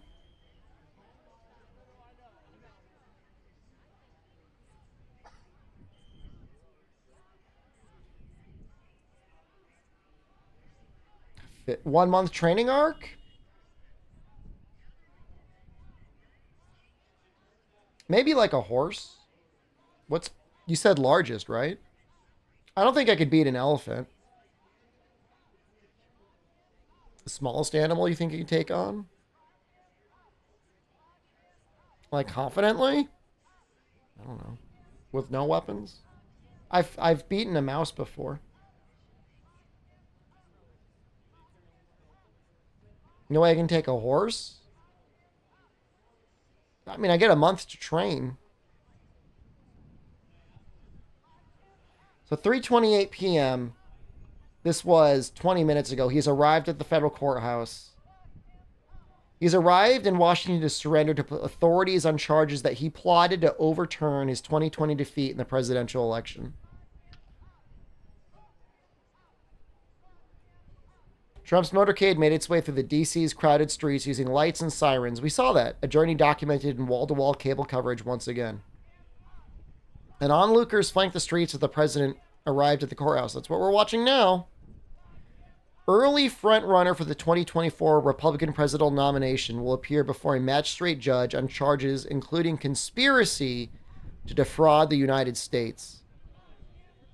The courthouse sits within sight of the U.S. Capitol that his supporters attacked on January 6, 2021 to stop Congress from certifying Democrat Joe Biden's election victory. It's the third criminal case filed against Trump this year, but the first try to hold him criminally responsible for his efforts to cling to power in the weeks between his election loss and the Capitol attack that stunned the world as it unfolded live on TV and Twitch.tv. Trump has said he did nothing wrong and has accused special counsel Jack Smith of trying to thwart his chance of returning to the White House in 2024. I mean, we watched it live, right? And I remember watching it live and the feeling being like, holy crap, that's down the street. Why is the president, who's in charge of like the military, including the National Guard, not sending in the military or National Guard? To which their response was, well, people were real mad when we shot tear gas at protesters. So we thought we would just let this one run itself out. Like that's a pretty bad faith argument. You know what I mean? Like that's pretty messed up. Even if you want to give him the benefit of the doubt and say he didn't know that there was going to be people that were going to be getting rowdy, if not violent. If you want something to happen, something would have happened. And I agree with you 100%. If you wanted the National Guard to be there, I don't know. I don't think it was only geriatrics there. I mean, there was a guy in like full tactical gear with like zip ties. There were people running around. I mean, I don't know. I mean, if it was just a tour group, it wouldn't be a problem. I mean, people were breaking windows. I'm pretty sure a guy took a dump on Nancy Pelosi's desk, and I'm not saying that's not deserved. You know, I mean, the issue is like all we can say is what if in terms of violence against a politician. But I mean, yeah, definitely officers got hurt.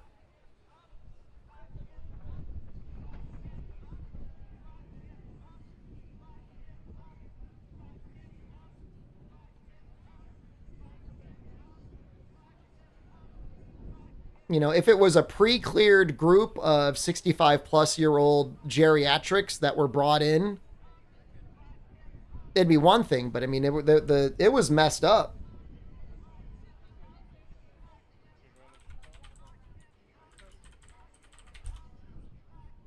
Who's running the camera?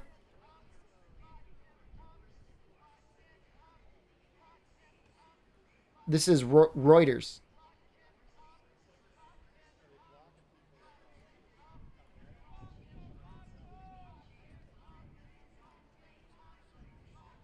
I mean, this is just like a random picture. But I think this is a pretty representative picture of like the energy.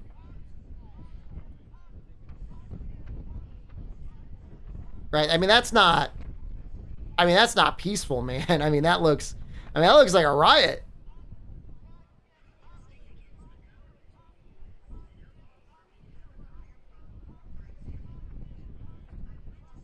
Oh, this guy's going to be on like a lot of things.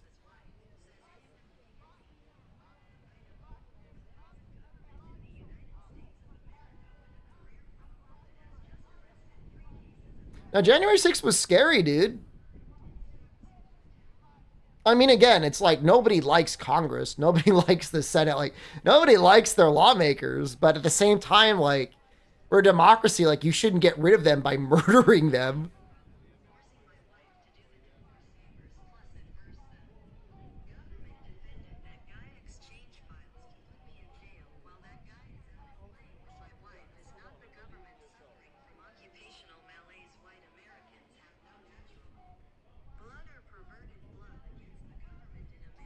I mean, the thing is like, even if we had another political system, ultimately it's, you know, 90% millionaires and 10% millionaires that are controlling this country anyway. You know? Like, their MO is to be protect profits. Like, good with a shaved head? Thanks, man.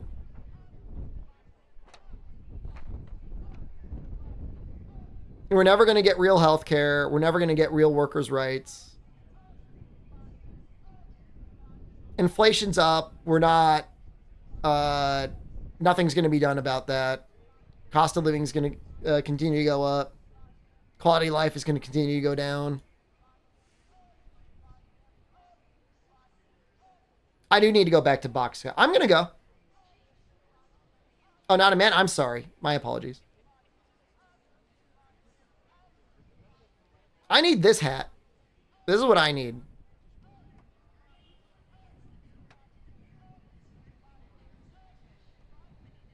You know, no term limits. Everything in the country is more or less designed to make number go up. It's really kind of funny. It's like the machine has taken over the people. Like the stock market now controls everything indirectly.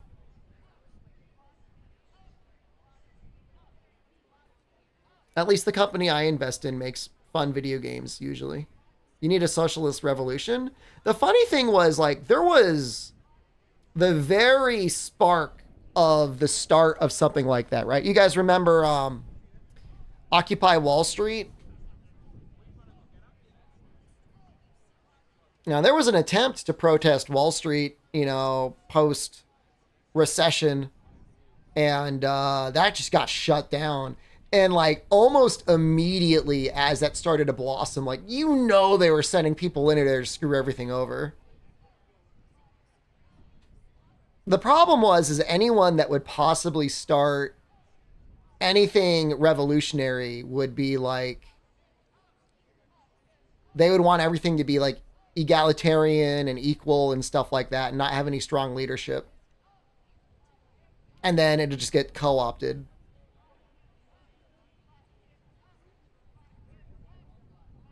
Oh, is that True Shop? That's funny. The issue is, albinos, like, you blame the individual politicians, but they're just another product of everything else. Like, even if you were to like get everyone out, just like if you voted them out, there would just be more politicians where they came from that would, again, be vetted by billionaires and millionaires.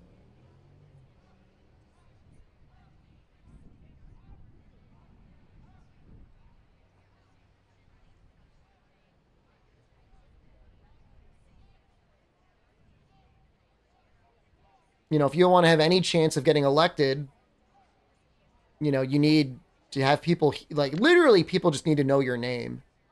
But the only thing that'll happen is if there's a lot of money spending on advertising and connections that can get you into debates and stuff like that.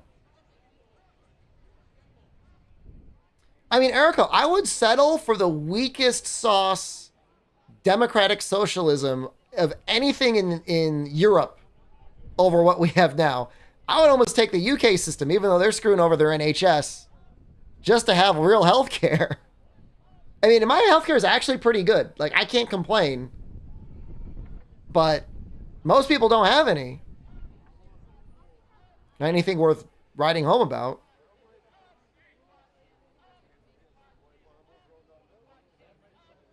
I'm hoping they'll be able to fix it before it's too screwed over. I mean, I don't know what's going on there. I mean, they need to do something about the energy. I mean, somebody, like, they should really nationalize the power companies.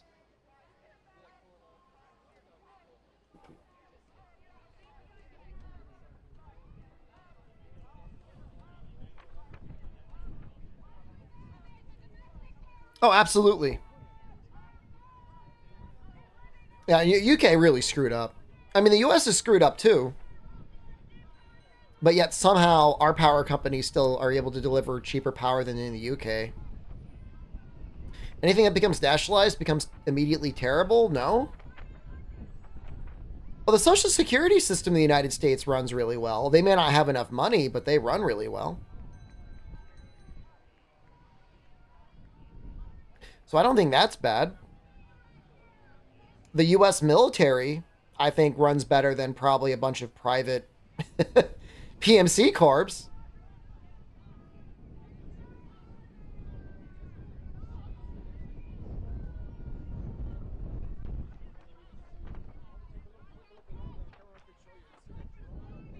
Yeah, I mean, I trust my post office pretty well. And they're federally run. The USPS is a little bit strange. They have to follow federal laws, but they're technically kind of private.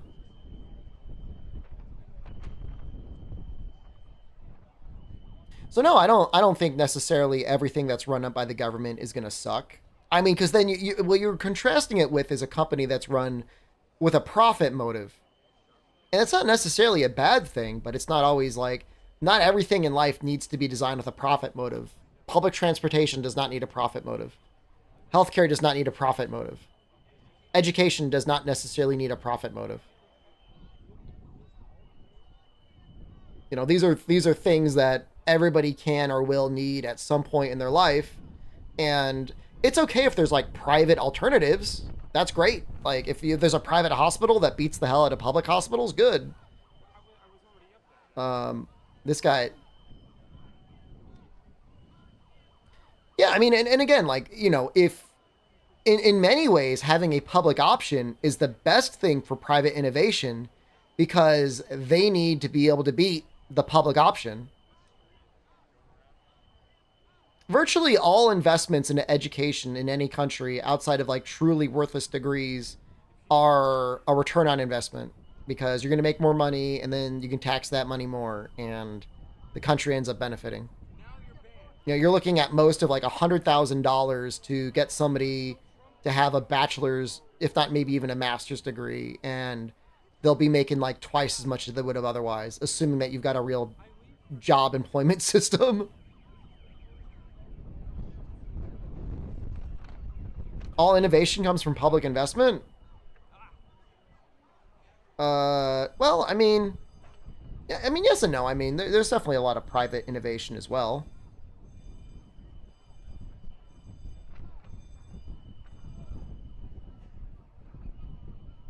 This camera's jiggling.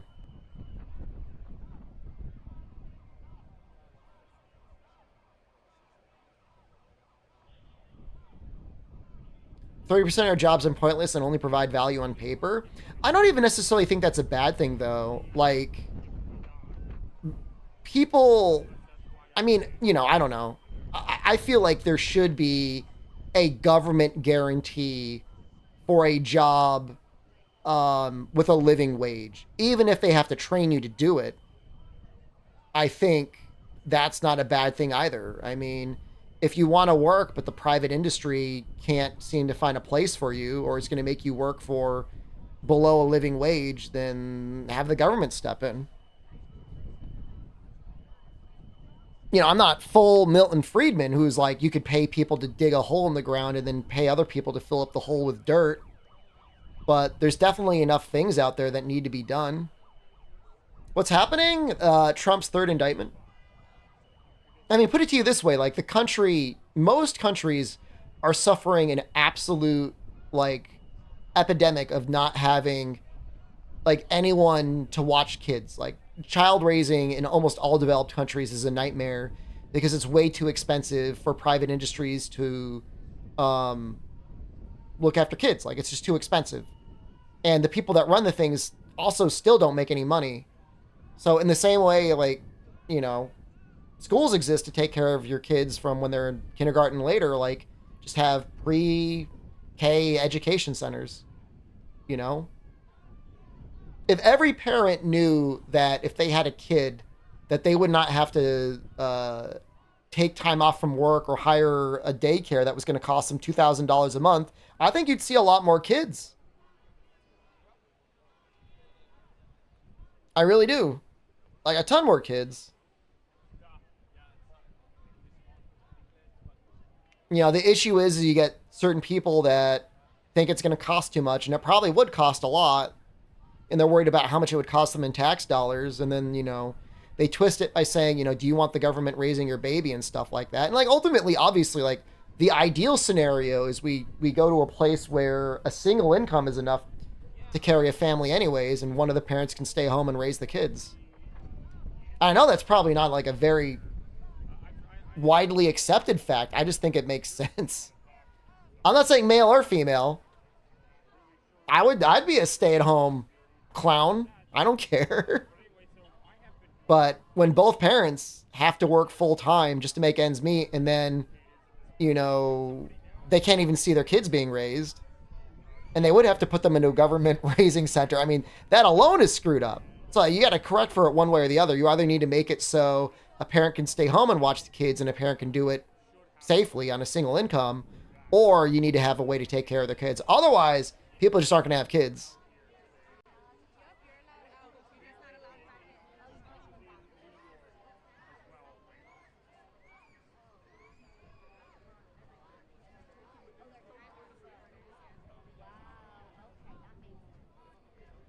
Yeah, no, billionaires, millionaires, you know, small business owners love it.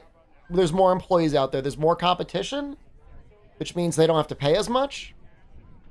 And we're at the point now where, like, you've basically made a college degree the equivalent of a high school degree for all intents and purposes. So your employees are more productive than ever. And their real wages haven't gone up at all.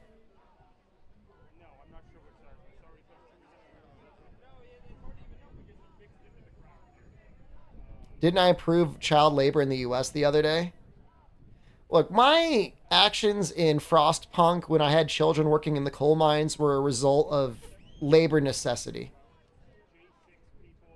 The cameras probably are not allowed inside the courtroom right now.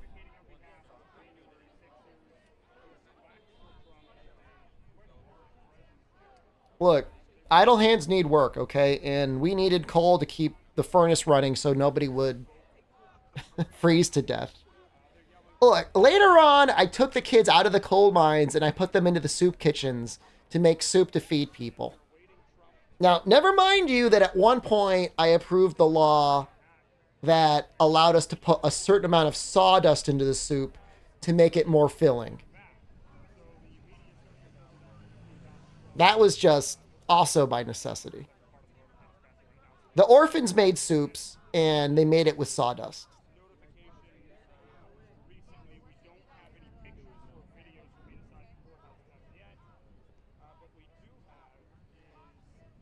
Oh, yeah. No, definitely.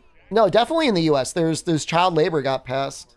I think it's down to age 14 in some states. 14-year-olds can work legally, and like they're definitely kids under age 14 now that are working. Yeah, the argument, Sarah Huckabee Sanders was saying it's up to a parent's and a child's right to work, not the government's. Yikes!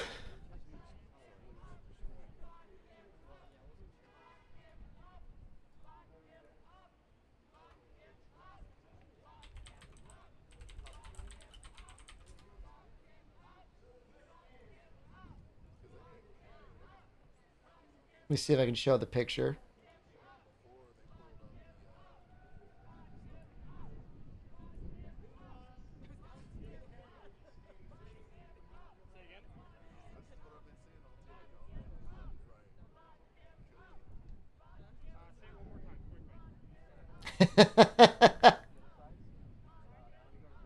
Well, this guy is probably like, that guy that's smiling is probably like somebody that runs a business that needs child laborers.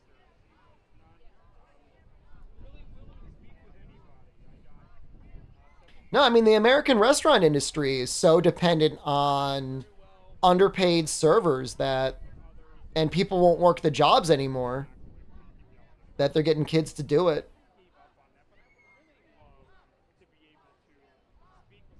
I'm having an okay day, Riggsy.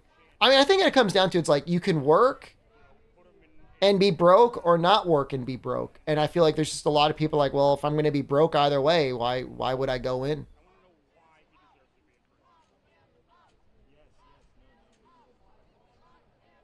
A few kids in high school with full jobs, 40 hours a week. Oof. How is it legal to pay servers so little? I think it was like a rich person thing that they made popular. They're like, I can make this person dance for me like a monkey. Like, I remember some rich asshole talking about it once, and they're like, it was like an old CEO I used to work for. He's like, you know, at the start of the meal, I put a $1 bill, a $5 bill, a $10 bill, a $20 bill, and a $50 bill. And I tell them every time you screw up, I'm going to take a bill away, and the rest is going to be your tip. Servers like the tip system? Oh, look, there's definitely some servers who work in certain restaurants who do very well off of tipping. However, I think the majority of servers would probably be pretty happy just to have a living wage.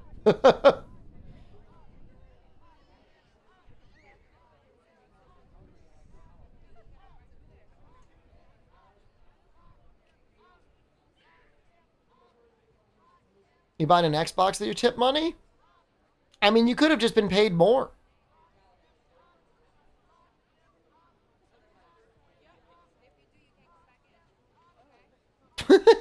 I like this guy just staring into the camera.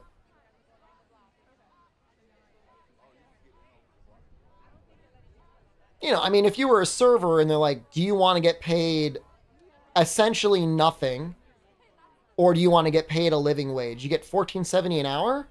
Yeah, you get paid a living wage.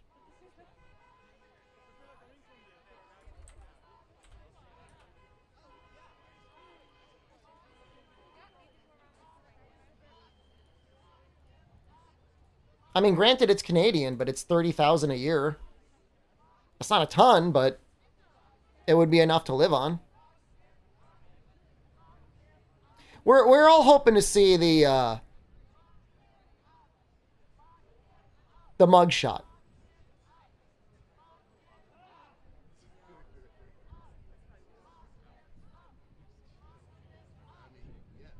We get state minimum wage plus tips. I mean, the difference between minimum wage and zero, I mean, it's not nothing, but isn't going to be a mugshot today? Not with that attitude.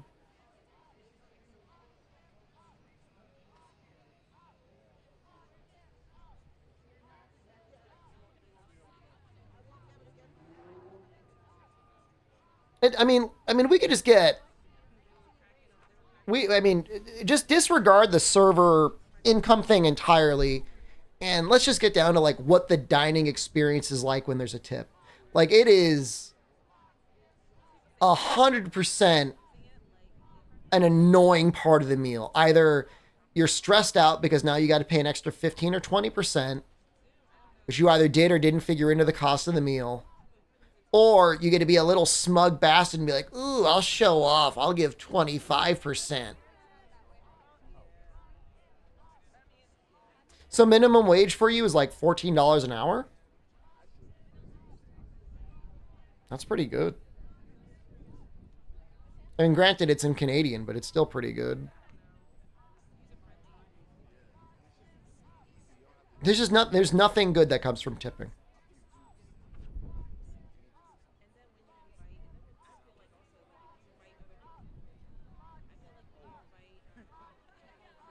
You know, if a restaurateur can't run his restaurant by at least paying his employees minimum wage, then he's got to pay them more. Airport minimum wage is 19 bucks. Nice. Tipping over here in Germany, you stop that. I mean, obviously tipping somebody in a country where you're expected to tip is a nice thing to do. And you should feel nice when you do it. But I would just rather it not exist.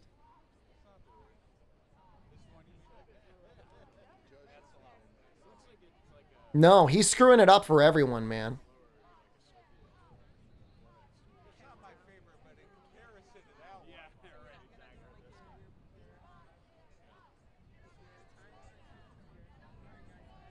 In Japan, if you were to tip someone, they would be insulted because they would be like, oh, you think I'm poor? And they get pissed off at you.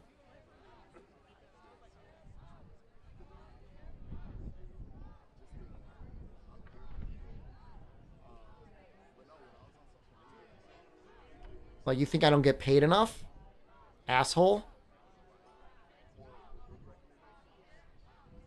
Think you're better than me?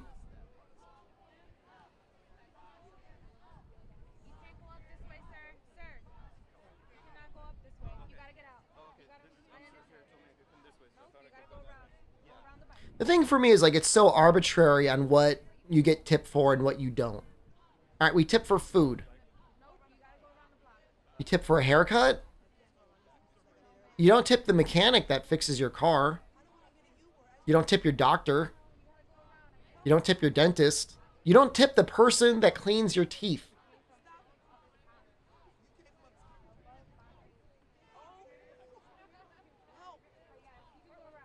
Do you tip for gas? I don't know. I don't ever have anyone do my gas. I've certainly never tipped anyone that pumped my gas. They have living wages? What I'm saying is they should have living wages. I'm not.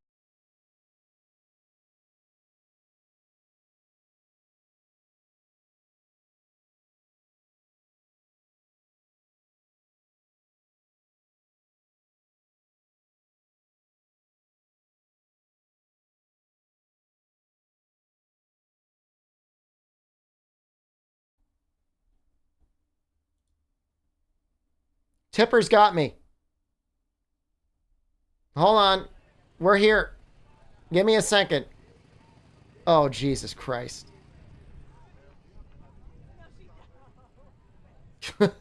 My camera, my phone died. I was streaming for too long. Hold on. Hold on. You see me, right?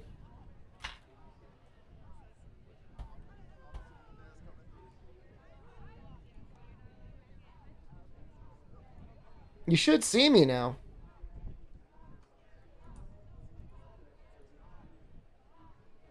Let me try and fix the stream. No, it didn't overheat. It ran out of battery. Let me plug it in. What? Yeah, no, you can't see me because my phone died. It ran out of battery.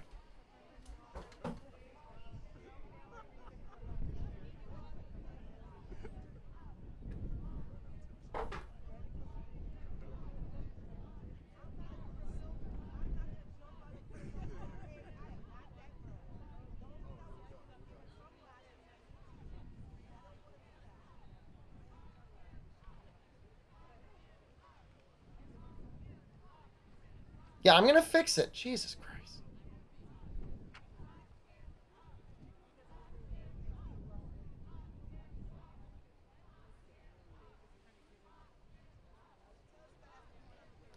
I mean, I guess when you're trying to do like a real marathon stream, uh you gotta like plan for these things. That's not me.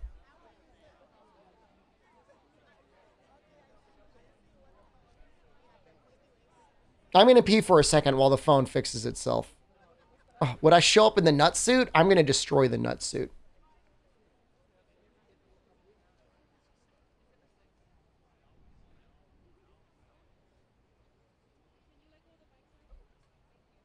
I'm going to burn it.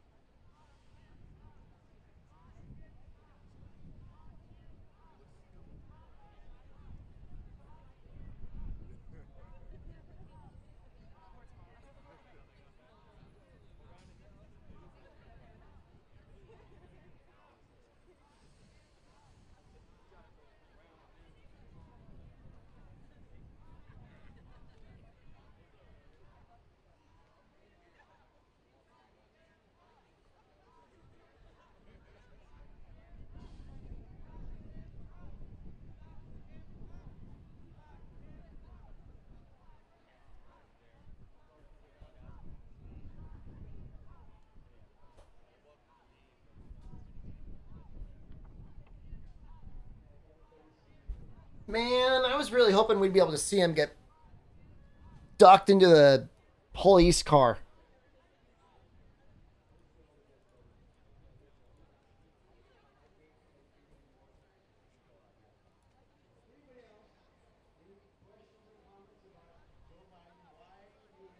Is the video might look kind of crappy right now, but it's stable, right? I might try and up the bit rate a little bit. I don't think it's going to go over 1500 though.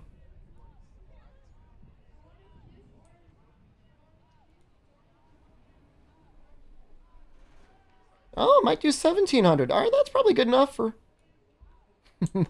this, what we're watching. Oh, no. All right, I got greedy. Too close to the sun, Icarus. Stay at 1500. Stay in your lane. Stick with video games, internet clown.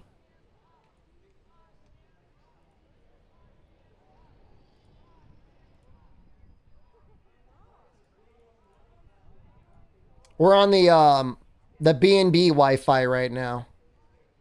Why would I want to see an innocent man arrested? Are we talking about Donald Trump? Innocent of what?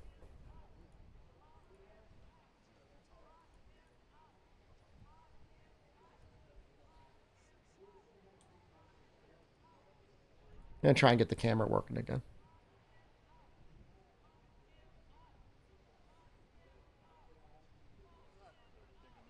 I don't know if I can get it working again. I mean, just chatting a little bit.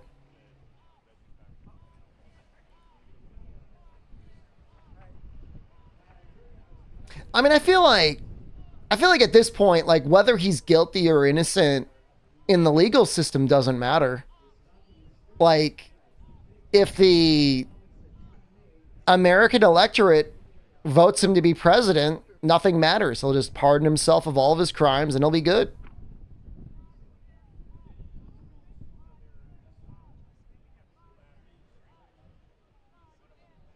What's happening? My camera died. It's just an indictment.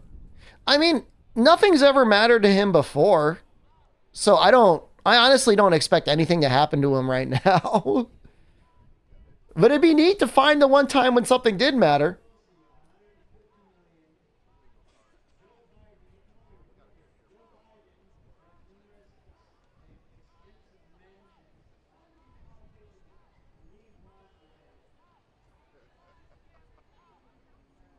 I think his actions during January 6th and when he was talking to like Governor Kemp during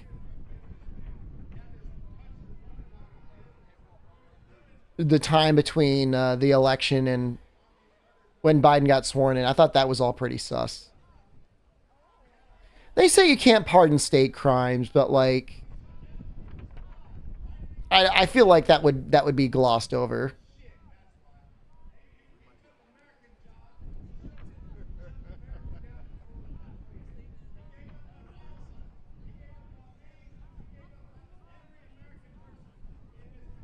I mean, the response to that, Jordan, is just, you know, they're politically motivated attacks on him, right? Mind you, I don't think anyone in U.S. history has ever had this many.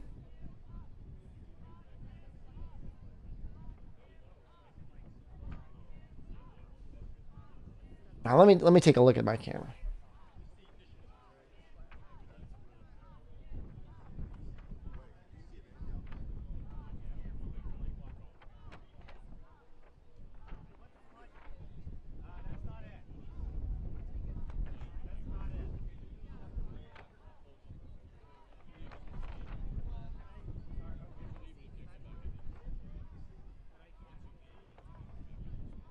Yeah, I mean the limit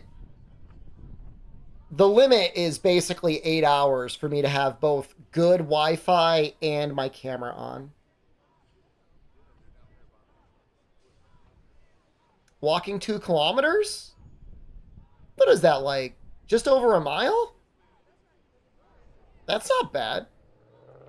4 kilometers round trip. That's not even 3 miles. That's a great walk, unless it's too hot.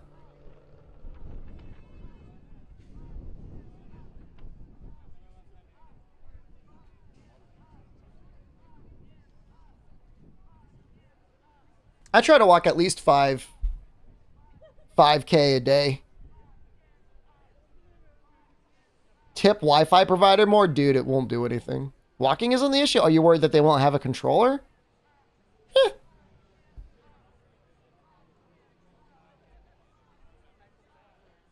Are you worried about the area?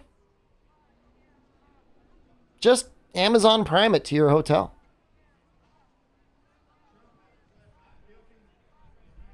The following created date on the plant. Created 2018. He's been following the stream since January 5th, 2022. I mean, again, like, they haven't said anything bad. Like, that, guys, like, you don't, just because somebody likes Donald Trump doesn't mean you got to attack them. You know what I mean? Everyone's entitled to their opinion. As long as they're not breaking Twitch rules or anything else like that, or channel rules or anything like that. Like, let them talk. Being an enemy of Hunter's father? I mean, look, I feel like everyone's on the same page. We all know Hunter was on crack cocaine, having sex with as many sex workers as he could. You know, the Burisma stuff, probably all true. I mean, but you know, it's not any worse than anything that happened in Trump's family. Biden raised a deadbeat. He raised some good kids. Hunter's not one of them.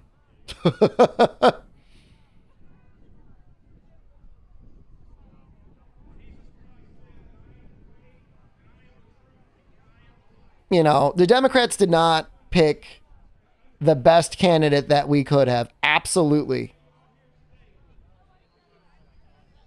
You know, and Hunter Biden especially.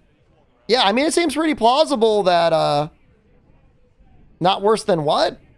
I mean, there's all sorts of connections between the Trump family and trying to sell business dealings in the CCP. Hold on, let me see if I can find the picture.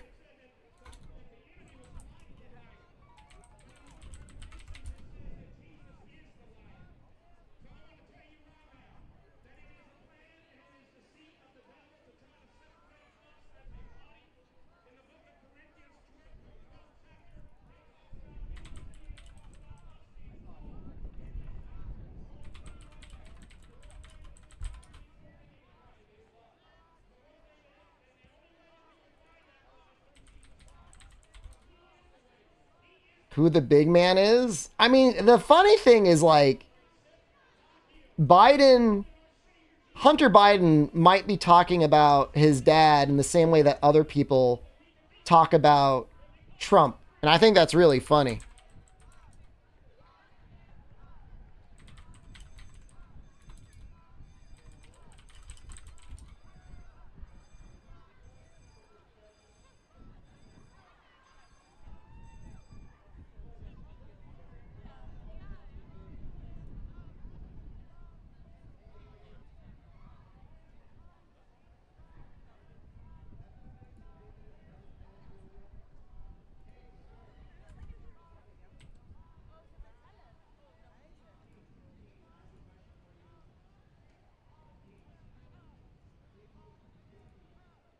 And like, just as an example, this is one of them. Like, this was around the time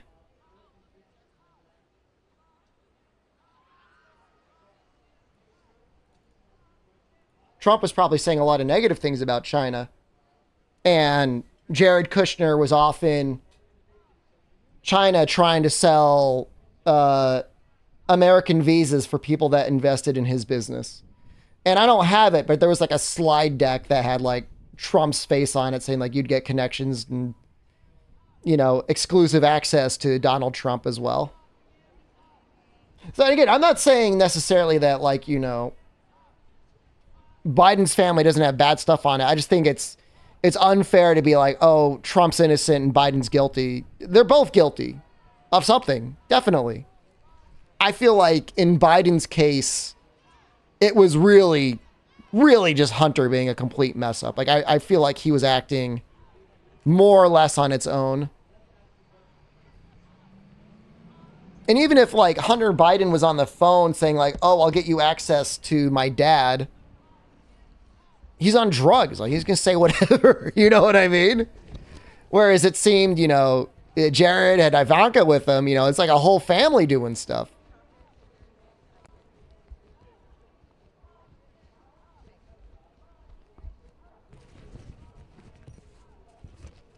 You know, Jared and Ivanka, I think, had actual political titles. Wasn't Ivanka like special advisor to the president or something like that? What was her title?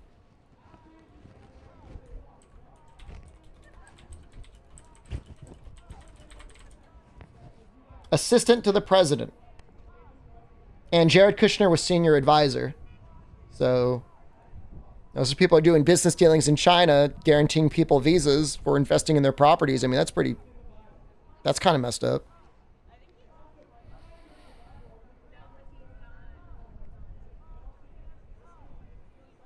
Whole laptop story disappeared? Does that look shady? Yeah.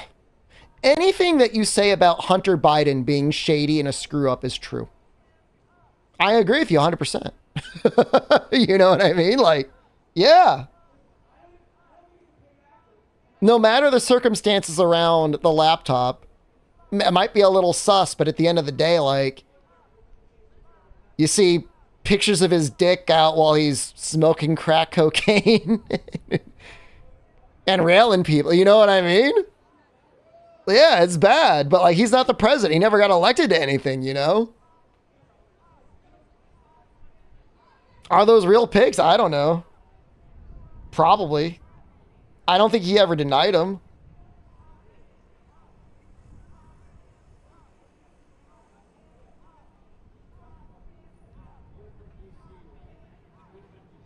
I mean, the thing is like with social media, there's like, the social media is like, it's not the same thing. You don't have the right to free speech on there. I mean, they could censor you for anything they want. And if you feel like they violated their own terms of service in some way, like good luck getting anything like that in court passed.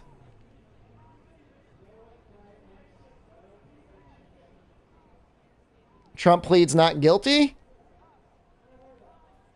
As expected.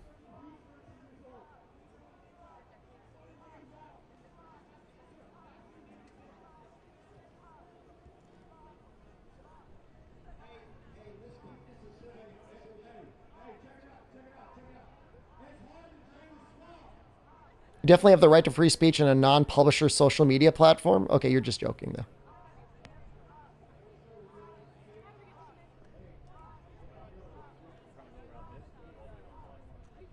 You know, and I'll say this, Shop, like, I remember there being like a chain of texts that they were trying to like make Joe Biden look bad, but it was basically like Hunter Biden was like, "Oh, Dad, I'm so sorry. I'm such a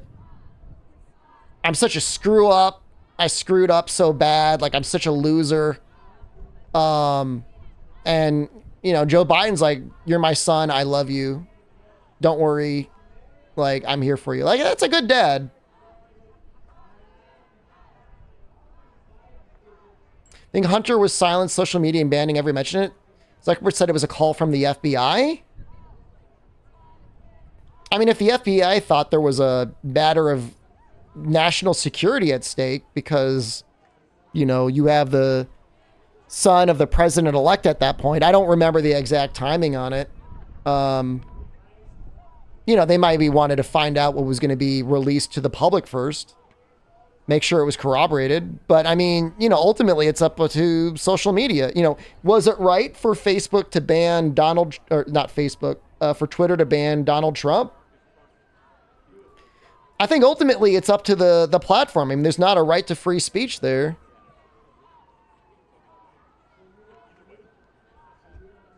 It's just not. It's a, you know, it's a company, publicly traded company too.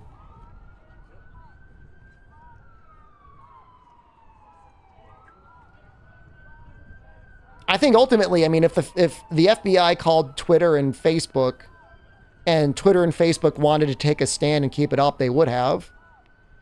If they wanted to take it down, which it seems like they probably did, then they took it down. You know, I think I mean, and I'm assuming stuff was posted on Truth Social. I'm assuming that didn't get taken down. So that's your difference. You know what I mean? They just took it down because they wanted to, and that was a good excuse.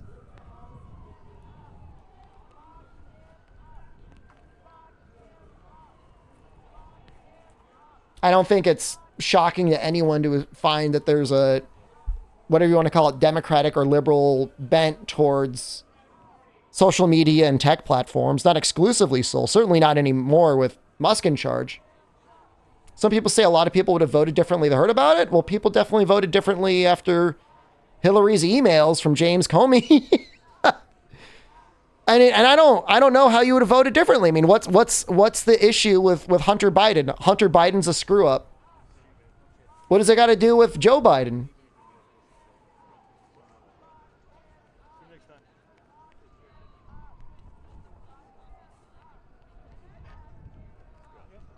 I don't think it would have been enough to change the election. Hunter's not being elected.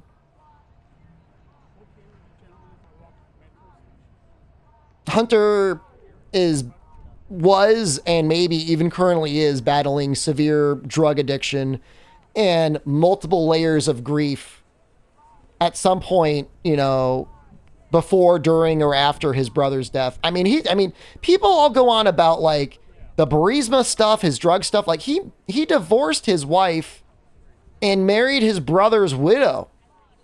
I mean, it's really, that's a really weird thing to do. Like, that's strange, man. I mean, I guess the heart wants what the heart wants, but Jesus, like, that's, what? It's not weird in medieval Europe. And the thing is like, in spite of all that, as much as screwed up as he is, Joe Biden, I think, has been a pretty good dad to his son. At least at that point. I mean, you know, who's to say where his Hunter Biden's issues come from? But again, he's not president. You know, I would accept 100% if somebody said, you know, the evidence points to him being corrupt in Burisma, him taking money that he shouldn't have.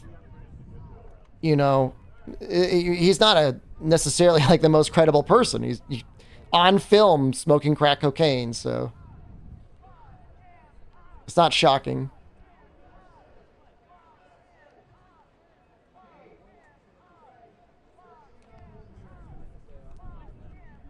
I think I hear a long live Trump chant. I mean, that's just the thing. Like, what is the FBI going to do? The only thing that's going to happen is like if they think like a crime was committed in terms of the laptop and they want to preemptively have those posts get taken down, then that's probably a good thing. If you're saying they took it down because Joe Biden said, director of the FBI, I want you to go to those places and squash this story, presumably there would be a paper trail of that. But all I'm saying is this is the same FBI that like a week before the Trump and Clinton election released a story saying we think Hillary Clinton might have something wrong with her emails. And then like 2 weeks later after the election said, actually, we were wrong. There was nothing wrong with her emails. Oops, Trump got elected. And then Trump's like, hey, James Comey, good job, man. Love you. Shat his own pants because he didn't realize what he was doing. Helped getting him elected, didn't want to work with him. And then that whole fuck up happened.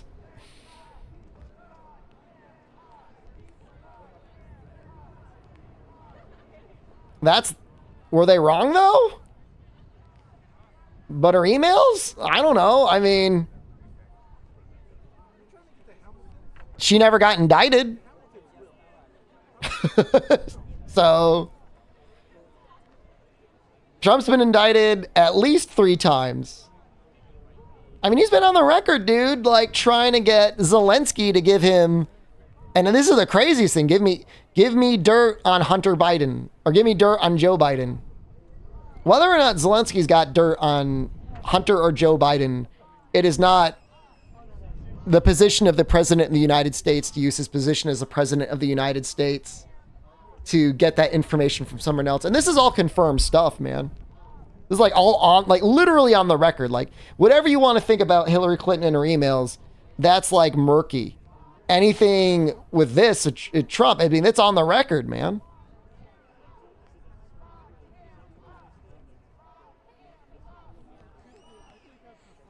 But of course, that went to impeachment and nothing happened. You know, in retrospect, the Russia thing, while it was probably not good, probably did not deserve an impeachment. And it was funny that at the end of the day, they ended up getting Mueller as the special counsel and just having him be like, this is probably bad, but I can't do anything about it. She destroyed the emails and nobody knows what's there now? Well, Trump kept classified documents in his bathroom. What are you going to do? I think Hunter got it because people are like, maybe if Hunter Biden is on our board of directors, we can meet up with Joe Biden. Absolutely. 100%. It's because of his name. Now, did he ever actually provide anything of value to another country? Who's to say, company or country, whether or not that was something that he was able to do through his political connections, which is valid. It wasn't like he was president back then.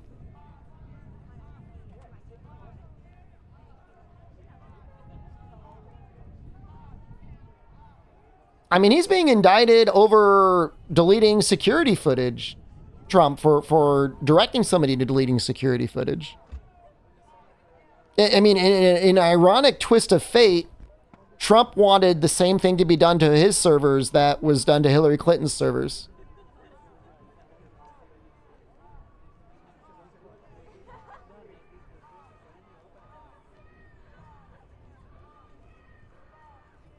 You know, I don't think anybody here is going to be surprised to find out that most politicians use their positions of power up to and including also creating charitable funds to get money to enrich themselves. Like, that's not shocking. It's just a matter of what, like, when you're in office, what are you doing? After the fact, I mean, who cares? If you're not doing anything illegal, I mean, that's the name of the game. That's why they run in the first place.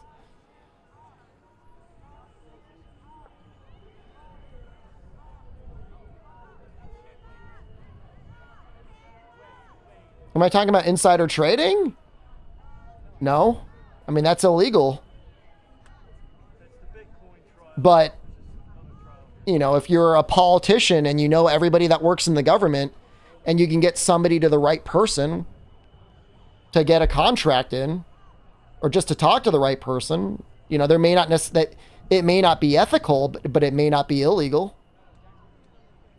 And that's what happens if you're a politician. If you're a former president, you know everybody that works in, you know, the State Department.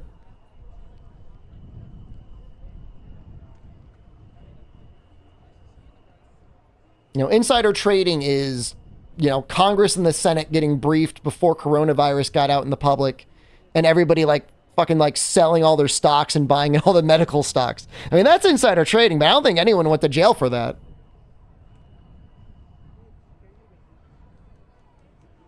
And that was on both sides. That was Republican and Democrat, so.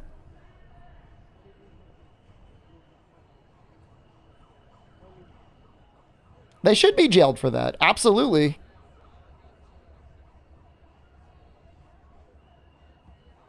But that's not the sort of thing people go to jail for.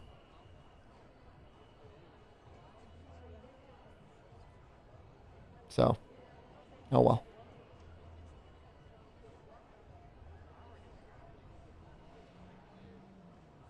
And I've got, you know, no doubt in my mind that Nancy Pelosi, I mean, the dumb thing is like the fact that anybody would even have the ability to know that Nancy Pelosi enriched herself. The fact that it's even in the public debate is kind of super dumb because she should have better ways to do that.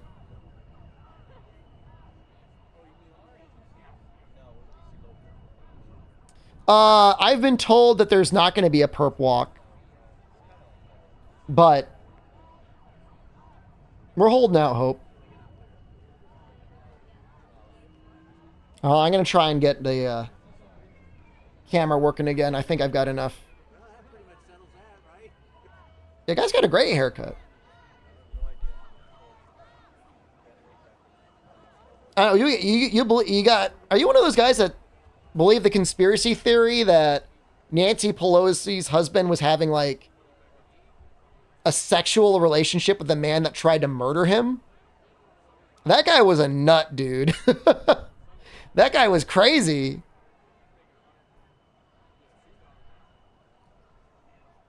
The worst part about that whole thing is like he goes out and tries to do the thing that every Republican, not every Republican obviously, but the every bad actor says is like, oh, you got to go out there and get rid of Nancy Pelosi. Actually goes out there to do it, fails, and everybody's like, oh, he didn't try to do it. He's actually his secret gay lover.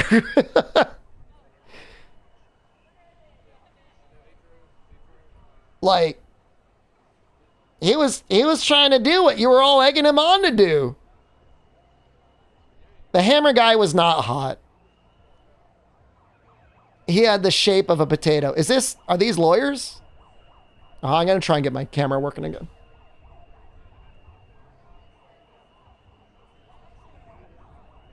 %41 already. Technology is amazing.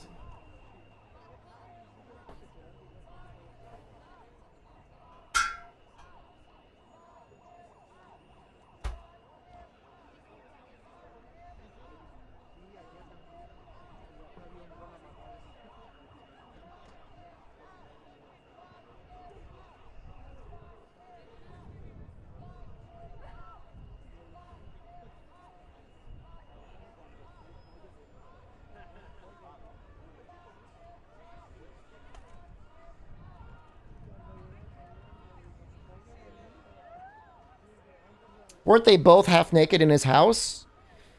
Well, I mean, I usually sleep half naked. When I sleep, I'm like in my boxers. If the attacker was half naked, I mean, that's on him, dude. He didn't look half naked when I saw pictures of him. I'm not trying to give people too much information, by the way. Am I back? I'm back. I'm a little guy.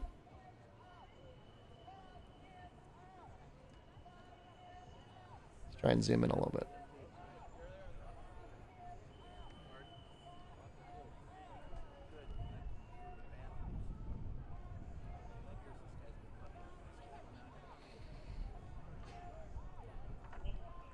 Yeah, I mean, I'll be real with you, like, Noxella and I were like half naked the entire time we were here. Like, Noxella, I mean, what would you say the percentage of our time spent hanging out in our boxers was? Like, at least 50%. It was like almost like 50%. Oh, I got the filter on, guys.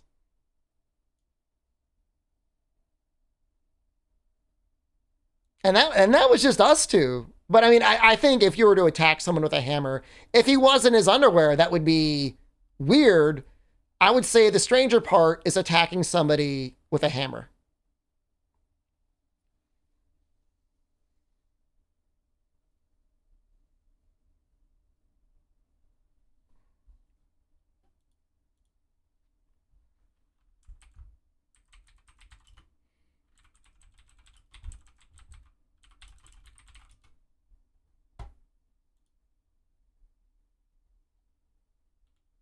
So just to clear it, just to make it clear, I'll show a picture of how they were dressed.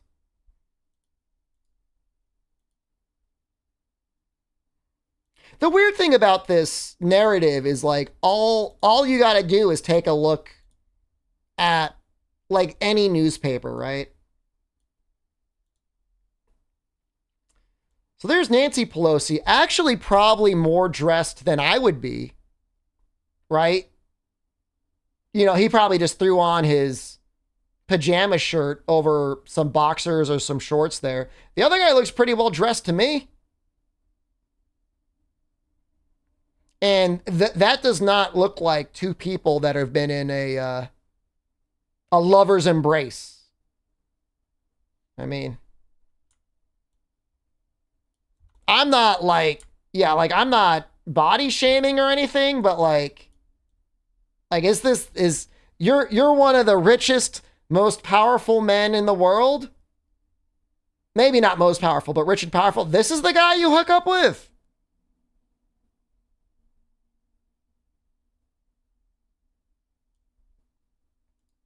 So you gotta shoot again, dude. You lost that one. Sorry. Yeah, I'm not judging him, all right? I'm not judging him. I'm just saying.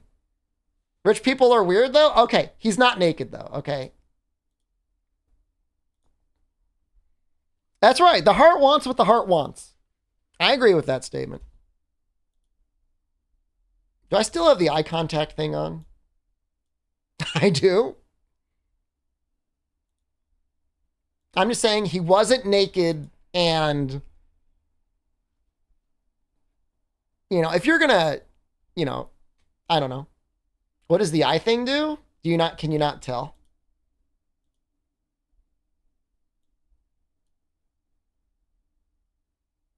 I think they're traveling again. I don't know where exactly.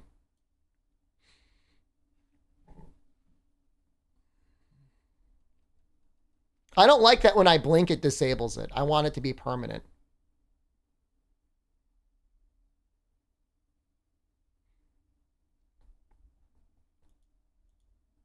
I should turn this into a redeem. It's so gross. You don't like it?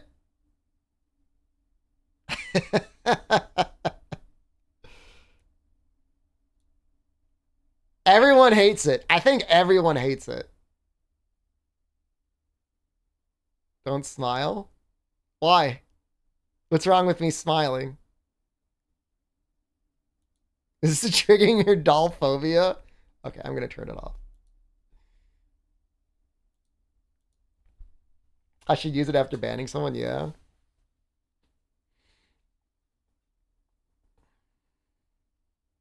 But I do want to say though, like I do enjoy I would say a respectful debate with somebody who feels like they're on a conservative side, because I think like there's not a lot of that. I feel like a lot of debate on the internet turns into frothing at the mouth, screaming at each other, and there's no respect for each other whatsoever. You know, there's no acknowledgments of any points on the other side.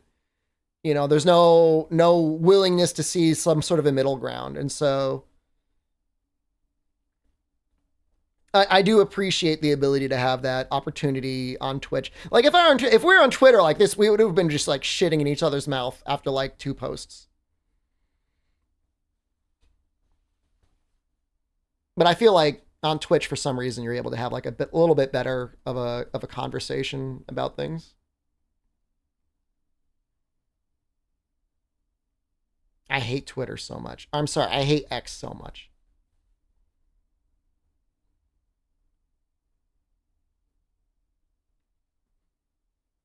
Jesse Lee Peterson. I don't know who that is. And that's not me like calling them out, like literally who. I just don't know who they are.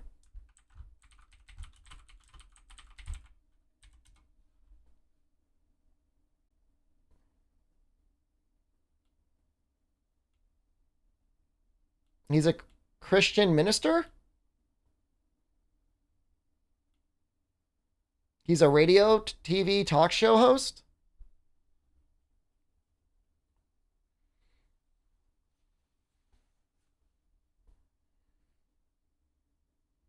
He's one of the most insane people I've ever heard speak. You feel like I can keep up to him?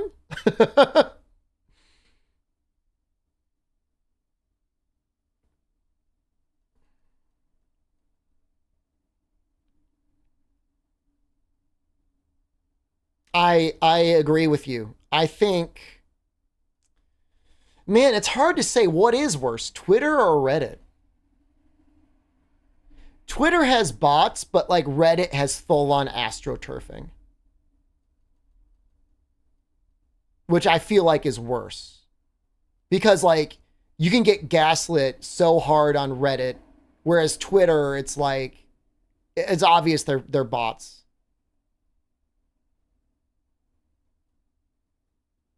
And yeah, and even when Reddit isn't filled with astroturfs, it's just an echo chamber. Okay, all right. There's probably some really great subreddits out there. I haven't been in too many of them.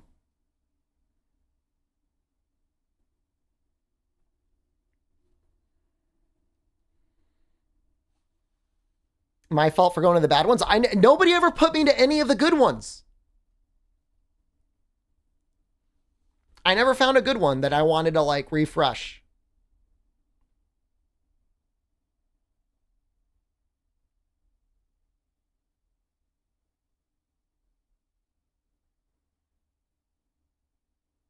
Monster Hunter Meta. There's some. Oh, Monster Hunter Meta was amazing before World. Before World, there's one guy that was doing these amazing posts on like the different weapons and styles.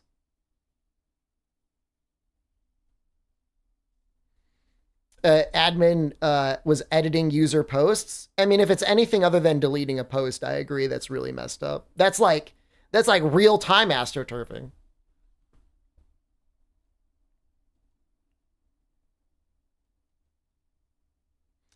You read that a lot of Reddit moderators from US think tanks and government officials doing a lot of psyops. It feels that way.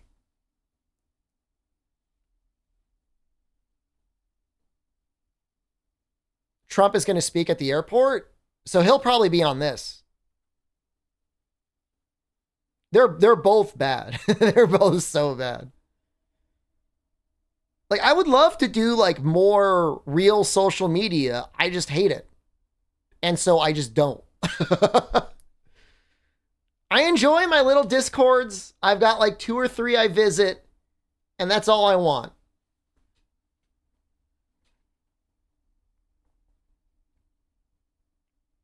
Do OnlyFans.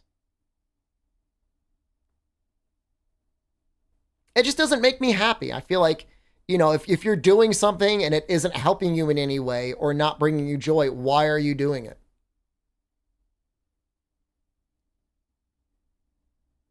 The karma system is cute at first, and then it's like, holy crap, like, this is a meaningless number.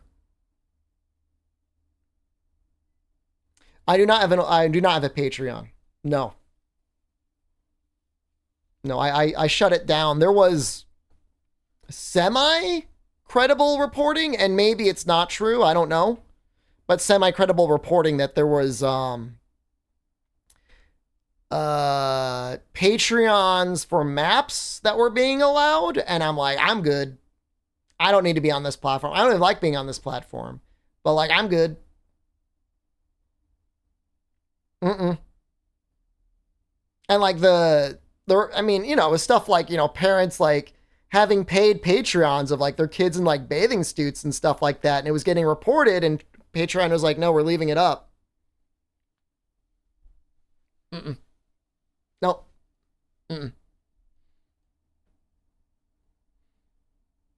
I mean, the report was like, again, is it true? I don't know. It seemed credible, like they got rid of their entire security team.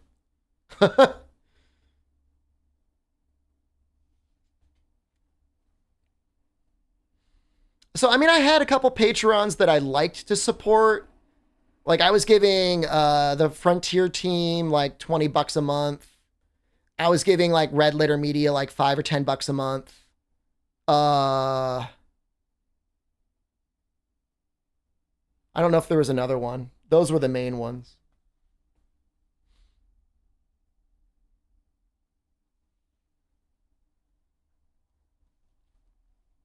So I feel bad that I'm not supporting them anymore, but it's okay. I'm living. It's all right.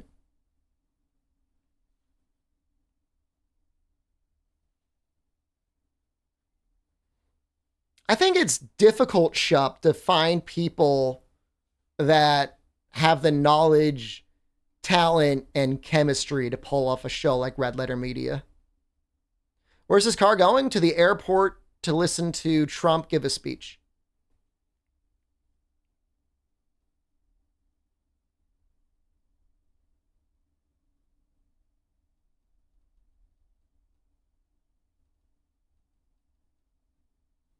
All right, I mean, the audio's on, right? Yep.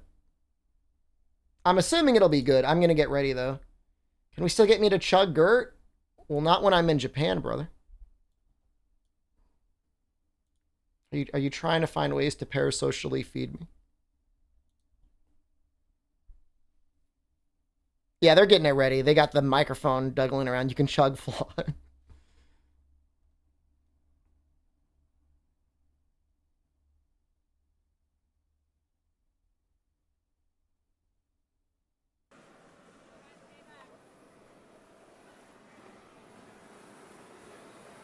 How was Japan? Amazing in many ways. Like, just the fact that there hasn't been massive inflation, the fact that food is so good and so cheap.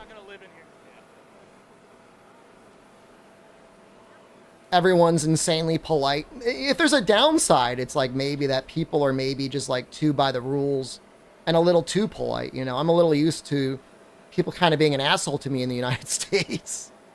That's a little unnerving. You could tell definitely people like keep a lot of like social barriers around them. So if there's a downside, it's that aspect of society. But like, I'll take it. Walkable cities, amazing public transportation, great food, amazing food. Everything is clean. The air is cleaner in a city in Osaka than it is in the countryside in my state. So.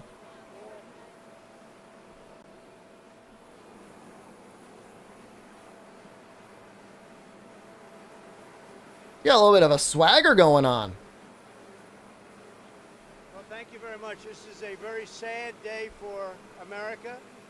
And it was also very sad driving through Washington, D.C. and seeing the filth and the decay and all of the broken buildings and walls and the graffiti.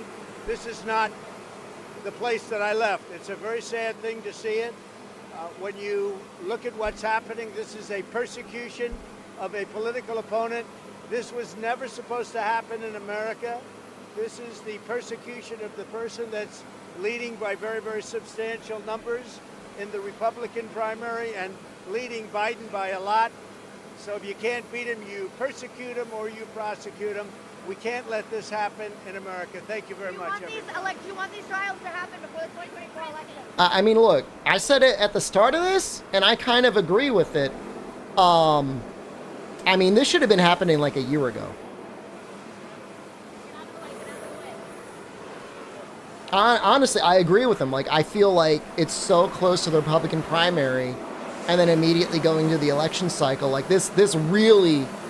You say the legal system's slow, but, like, these are not new charges. Like, 3 years? They did all of those January 6th committees that just led to nothing. They could have been doing this back then, you know, well before the Republican primary started. Because now it does look political. I mean, you can't say it's not political. It is absolutely political. Whether it's deserved or not, I feel like it's a credible case. Why now? And in 2 years.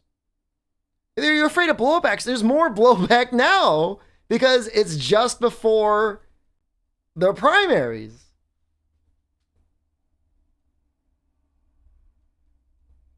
It seems to me there's no... It's just too close to the election cycle for them to be like, this is the one that we're going to bring you in on. You know, you should not be weaponizing the Justice Department. If you thought he really did, and most of us did, or at least a lot of us did, think that he interfered with the election, that should have been in 2021. You know? Early 2022. Like, we're most of the way through 2023. You know, I mean, before we know it, like, we're going to be a year away from the election. I don't think it's right. And again, I don't like him, but I agree with his point that it's political. You think USA would accept results of next elections, whatever they are? If Trump got elected, I would accept that he got elected as president. And I don't know if I would be necessarily happy with where he would take the country. If Biden got elected, I think that would be okay. If Gavin Newsom got elected, I'm not sure I know what you mean. I would accept if he got elected. I could see him getting elected. I could easily see him getting the Republican nomination, and I could see there being a chance for him getting elected president. I think it's possible for him to get elected. I don't think it's zero. Some people think it's near zero. I don't think it's near zero at all. You know, I mean, there's a lot of people that still really like him. Yeah, I mean, and that is exactly what I was saying was what happens in an election where Joe Biden doesn't make it. And let's not say he dies. Let's just say he steps down. He's too sick. He's too old. And Trump's opponent is either Kamala Harris or RFK or I'm trying to think who the other one would be. Gavin Newsom. Maybe Gavin Newsom? You predict the next president is Mike Pence? I don't think Mike Pence beats Trump in a primary. He's not a very charismatic dude. I think Trump gets it. I think even if Trump is like in prison, he will get the nomination.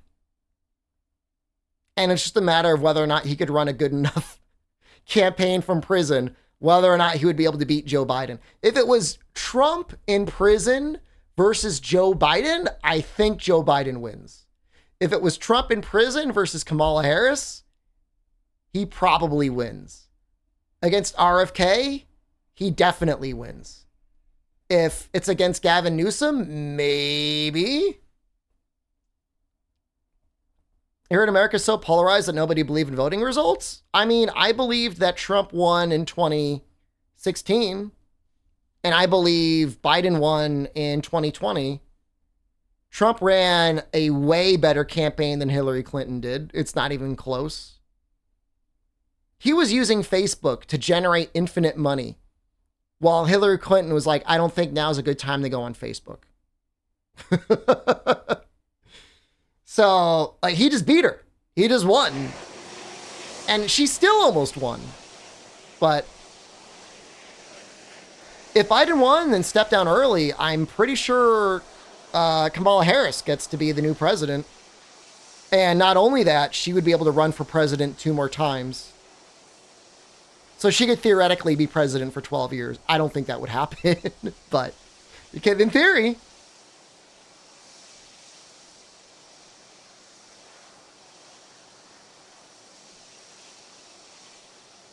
People say, where's Hunter? I want to know, where's Kamala Harris? She's very active on Twitter, or at least her staff is very active on Twitter, but I feel like I never see her out there doing anything.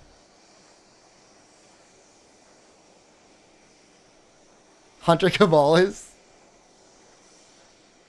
I mean, it's not like you ever saw Mike Pence doing much. It's not like you ever saw, I guess you kind of saw Joe Biden doing it quite a bit under Barack Obama. You definitely saw Dick Cheney out there a lot. I mean, Erico, I mean, what you're talking about is like districting and making it easier for people to get elected from a certain political party. And that's been going on for a long time, dude. She was at Wisconsin today? Well, that's nice.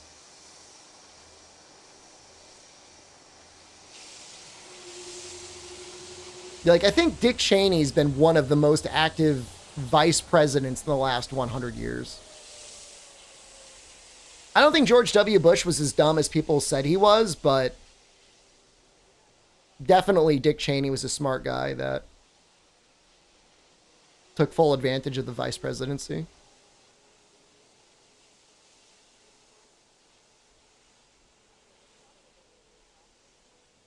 I think the important thing to remember is, as much as people support one party versus another, again, they're both anti-union. They're both not in favor of like a real healthcare system. They both care way more about Wall Street than, you know, real wage increases for, you know, anyone that makes under $100,000 a year. You know, I mean, neither party really cares about anyone. I feel like sometimes you get more bones thrown at you from the Democratic Party. And that's about it. They both still suck. I would still vote for virtually any party other than either of them if it was a real vote, but Republican main figures are clowns? I'm trying to think who would be like a good step in, and I don't really know.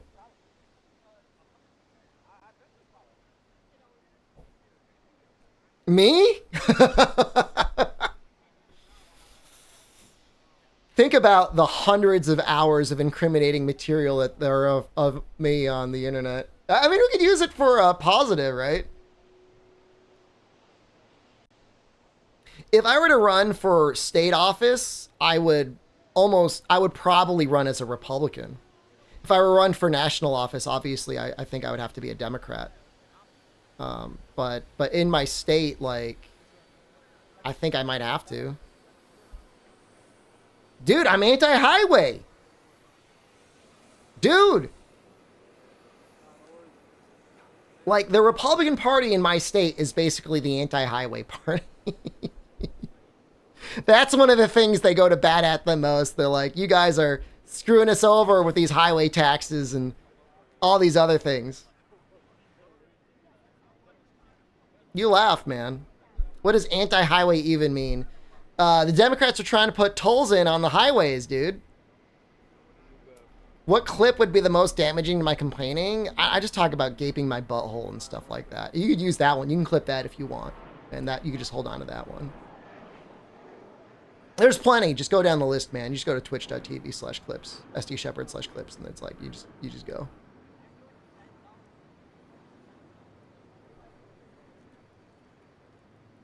I mean, there's plenty of redeems. Yeah, let's everybody hit me with the worst redeem you got.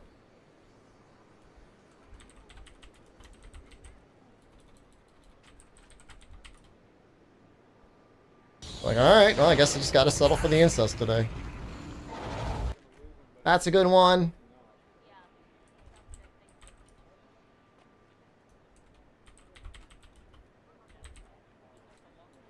Oh, this is a good one. That's not me, though. That's not me. Yeah, I'm gonna kick that 6-year-old's ass. That's probably a pretty good one. What the hell is this? I'm not full! You'd rather they built some public transit? No, but that's me, like, on my campaign speech. Women, pee in my mouth instead. God, imagine trying to breastfeed chat. I'm sure you guys are all like biters. You biting my nipples. Oh yeah, that's a good one too. Don't marry women, pee in my mouth instead. Yeah, that's maybe my favorite one. Okay, if I see you, any one of you in real life, you're getting bitten. Yeah. Yeah. But you know, I think there's a lot of people that would really resonate with the anger that I have. And it's not like comedians haven't been out there getting elected before. Before Al Franken did that booby grab thing, I mean, he was a comedian, right? Hey guys, I know someone, and they want to have sex with me. Where's that picture?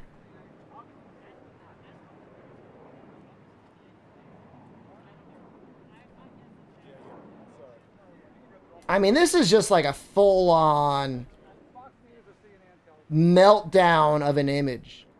Like, I'm almost uncomfortable showing the picture, but this is a way to just completely destroy. I mean, I'm surprised he didn't go to jail for this.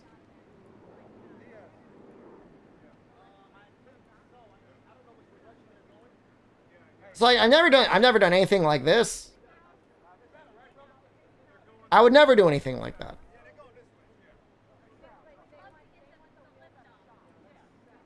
It's insane. What the hell was he thinking?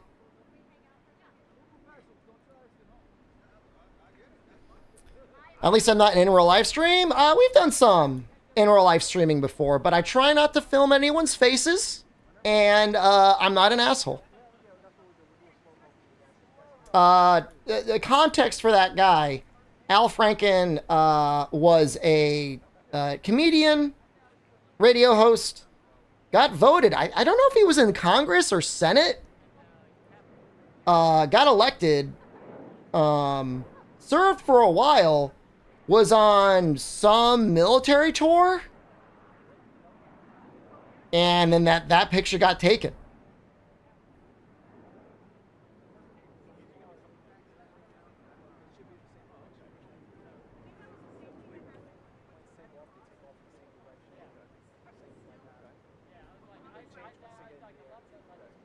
You can show my Twitter arguments with rage on ads across the state. Good.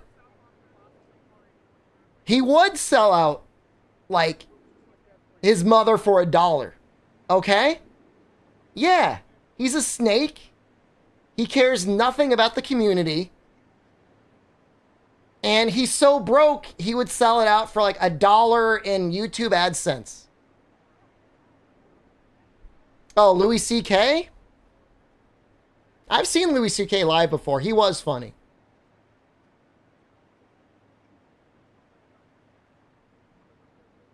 I'm a good politician already. Louis C.K. is funny. I'm sorry. I mean, what he did was really inappropriate and very bad.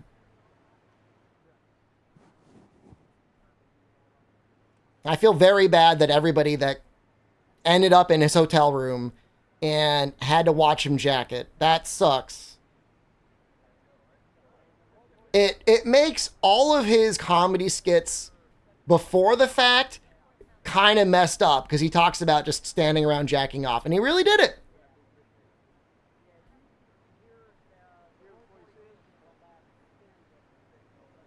It's like this isn't coming from a hypothetical what if sense. It comes from, nah, he's inviting you to his room and he's jacking it. It was not a joke, man.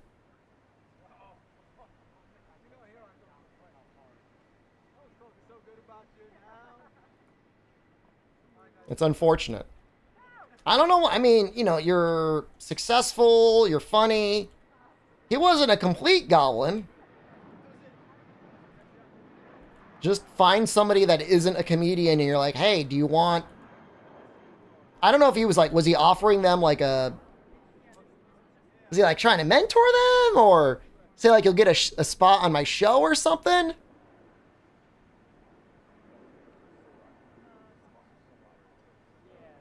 I don't know what it was. But if he wanted to jack it with someone, I mean, all he's got to do is like find like a normal relationship. And you could jack it, I'm sure.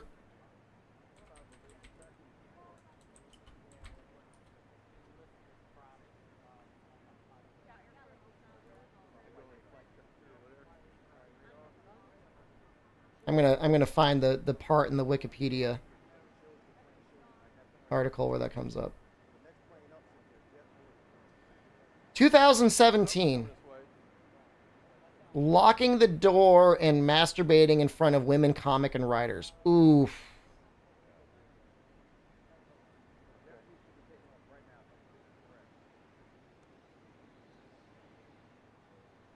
The locking the door part makes it even worse. I didn't know he was like locking the door.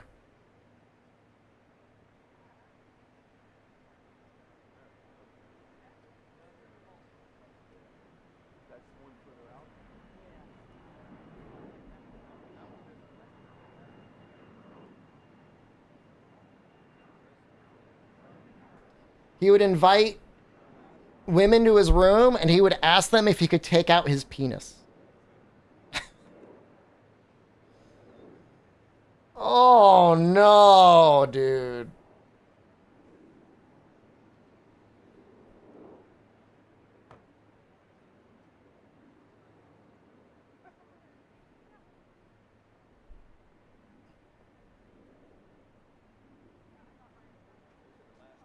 It was in front of other comedians and other writers. He asked, though. I mean, there's the issue is the power aspect of it, right? Because he's in front of other comedians and his writers, and he's not in like a romantic relationship with them, you know?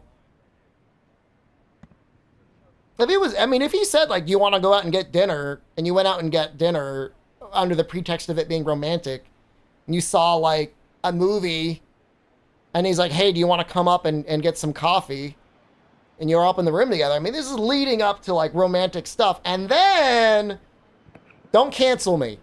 And then after romantic evening, you want to say, my penis needs to get some air. You're at least building on a romantic pretext. This sounds like, hey, come up to my room. Let's talk about the show. Oh, by the way, can I take out my penis?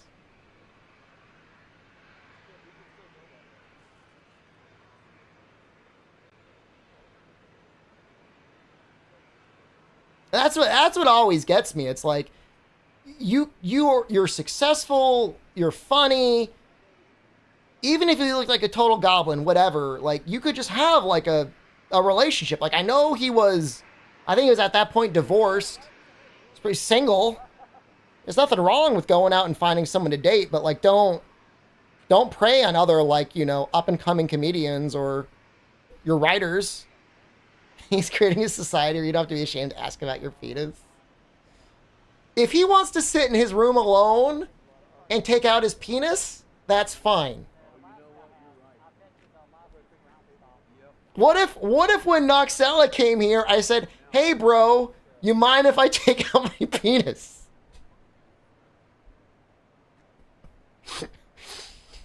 That would be very inappropriate. That wouldn't be right. Although, to be fair, the first place Noxella wanted me to go with him to was Spa World, where we were naked together the whole time. He's a busy man, no time for dinner. I don't buy it. No way, dude. Bad take. Bad take.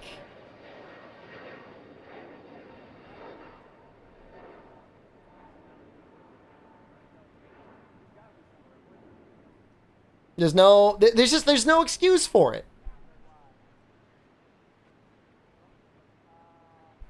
You know, it's not hard to be like, make your intentions clear. The thing is like, if the intention coming up to the room was very clear, I want to do something romantic, it's one thing. It's very different. You come in, we're going to talk about my show. I lock the door behind you and suddenly my penis is out. Bro, you want to watch me shart? That was Noxella, and he didn't ask for consent. He just started sharting, dude.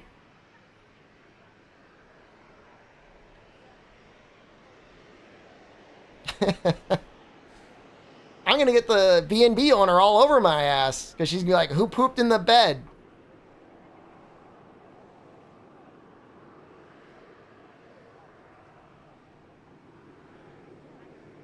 It was like the day he was leaving, like the light was shining in from the window. You know, I was just waking up. I turned over to see how he was doing, if he was okay. And he was turned on his side.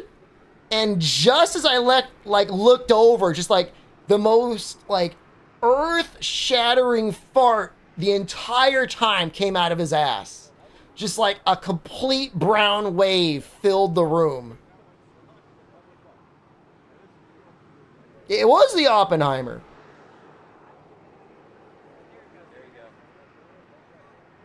He's leaving. Goodbye.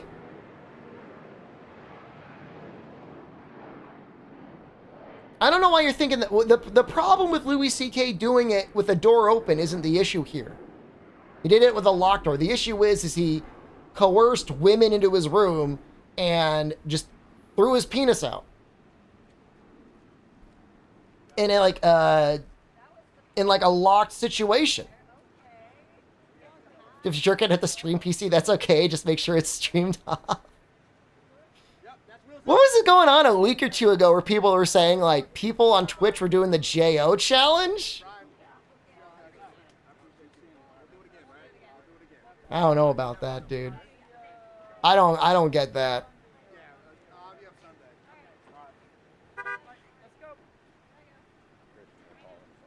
Oh, it's what's going on there. That's what it is. It's a weird. And the thing is, like, I'm just saying, like, Can I make him carry me? there's no reason, especially for someone like him, that he couldn't find a relationship. I mean, he could have gone on probably Tinder, been like, I'm Louis C.K., I want a jacket in front of you as his tagline, and he would have had like 100 people swiping on him. Like, oh my God, you're so funny. I can't wait to see you, jacket. This is going to be great. You have a whole gallery in front of him. I'm telling you. It's not about it. It's not about him jacking it. It's him jacking it in front of someone who doesn't want to see him jack it. That's what it is.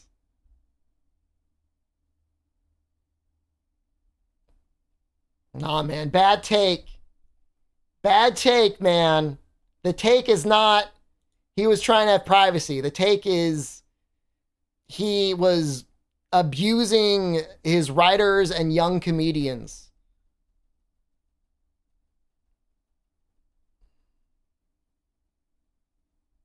I think that's it.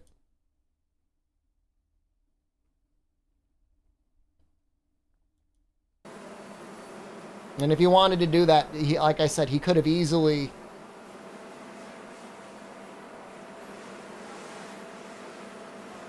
found consenting partners.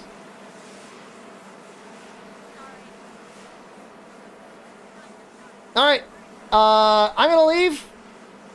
Everyone, have a great day or good evening. Playing devil's advocate. Bad take, dude. Not a good take. Not devil's advocate. Sexual assault does not need a devil's advocate. Didn't finish Psycho documentary. Oh, we can finish that. Hold on, we can finish that. I don't think I'm a psycho. I think I have some psycho tendencies, but I don't think I am one. To have the brain of a psychopath and the genetic predisposition, yet still lead a relatively normal life. That's a little psychopathic what he's doing right there. People around you. I have some psychopathic traits, but I'm a normal, regular guy, completely. I kind of like that quote. I really like that a lot. James Fallon's findings raised new questions. Should brain structure and genetic makeup not be given such priority in determining if a person will become a psychopath? What if there was a psychopath inside us and we didn't even know it? So once upon a time, it was thought that psychopathy was completely genetic. If you had certain high-risk genes, you were going to become psychopathic as an adult. And we know now that that's not true. Yeah, I mean, I would assume you could nurture somebody out of it. It's certainly not true for psychopathy. There are some children who were born at higher risk of psychopathy due to the genes that they have. We know that that's true. However, that's completely different from psychopathy being hardwired. And we now know that the life experiences you have play a huge role in how your personality develops and the kinds of behaviors you'll go on to engage in. And that's the key point. Why do some people with psychopathic predispositions become serial killers like Ted Bundy, while others become so-called high-functioning psychopaths?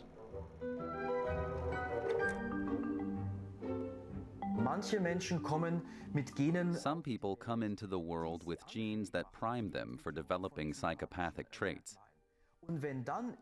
And if a person is growing up in a certain environment, and something happens in their Some life psychopaths that lure is women and then very jerk negative. it. I mean, example, an better to extreme jerk it form than of murder traumatic them, but experience, not. then this It's still genetic not risk factor good. can be awakened.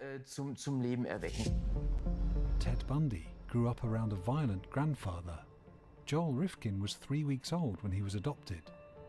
And at the age of 4, Eileen Vornos was left with her grandparents by her 20-year-old mother. Certain childhood experiences combined with psychopathic tendencies can lead people to become psychopathic serial killers. By contrast, warm and responsive parenting can turn a child with psychopathic tendencies into a completely harmless adult. So warm and responsive parenting means parenting that is very high in positive emotion and very high in affection. Lots of positive touch. What do you think? Lots of affectionate words. Like, realistically, the percentage of Americans raised nowadays really get that, though? I don't know, man.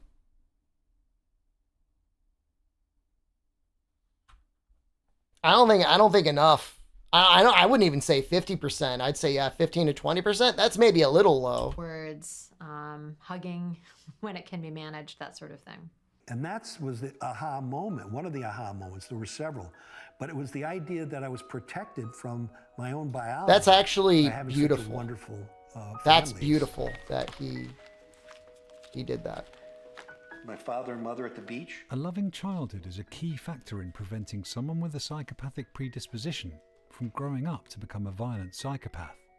Even so, people who know James Fallon can spot certain psychopathic traits. For example, he's always seeking out intense and even dangerous experiences, and he can be somewhat manipulative. I thought it was great. But you ask enough people, I was, you could be a real jerk. But I didn't think I was.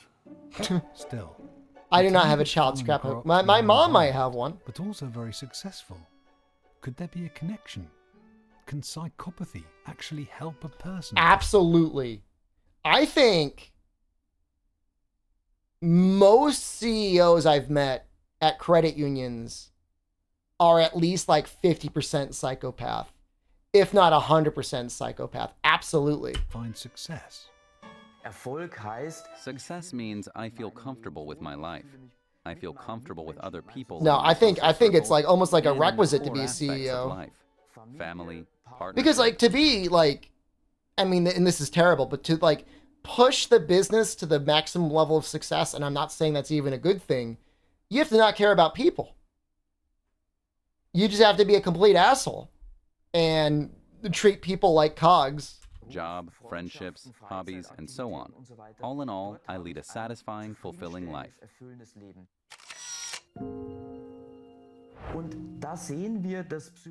In that sense, we can see that psychopathy doesn't necessarily 100% albino. They don't there are even. people who do well It in doesn't some even of these bother them. aspects, but not all of them.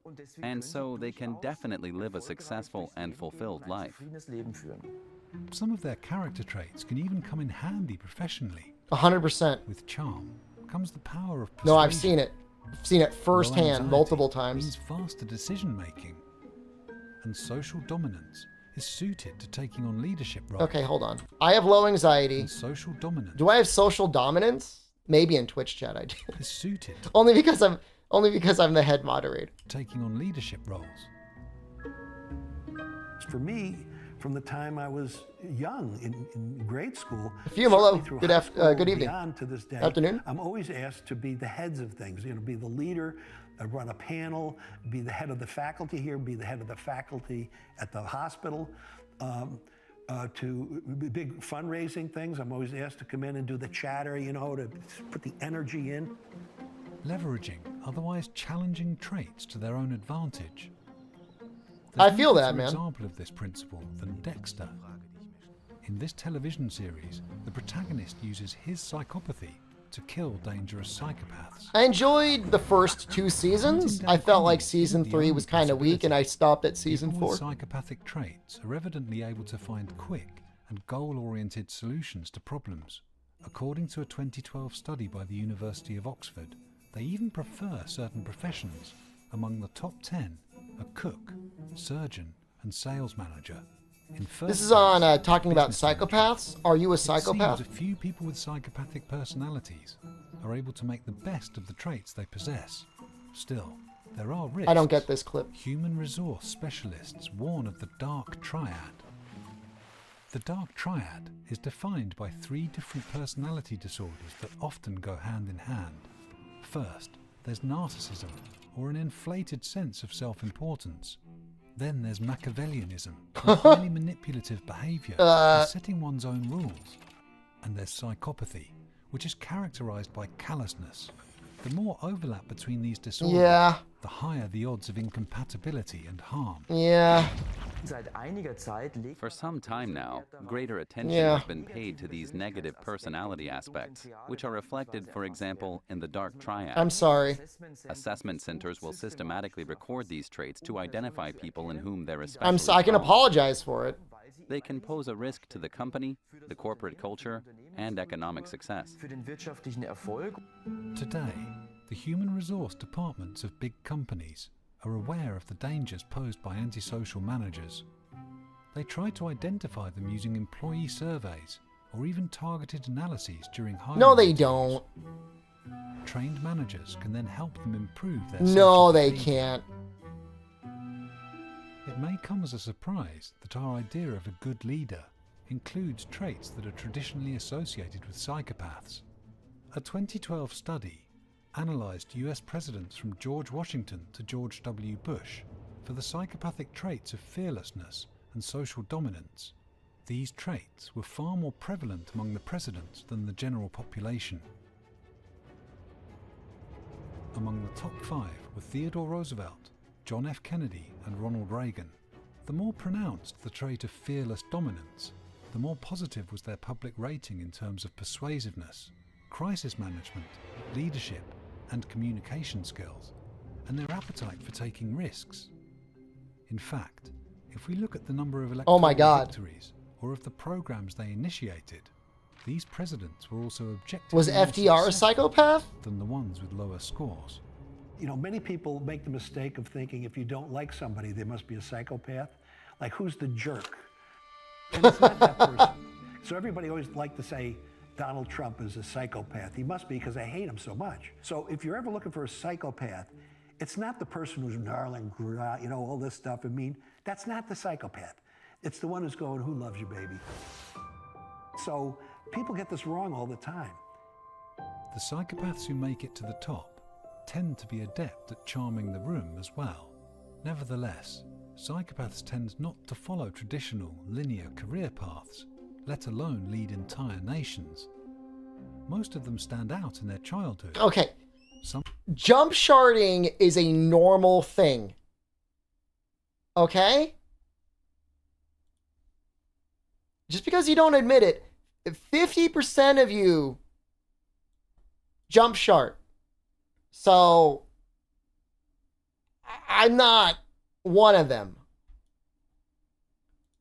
One out of two people maintain social relationships due to their erratic lifestyle, and some become criminals. I'm not a criminal.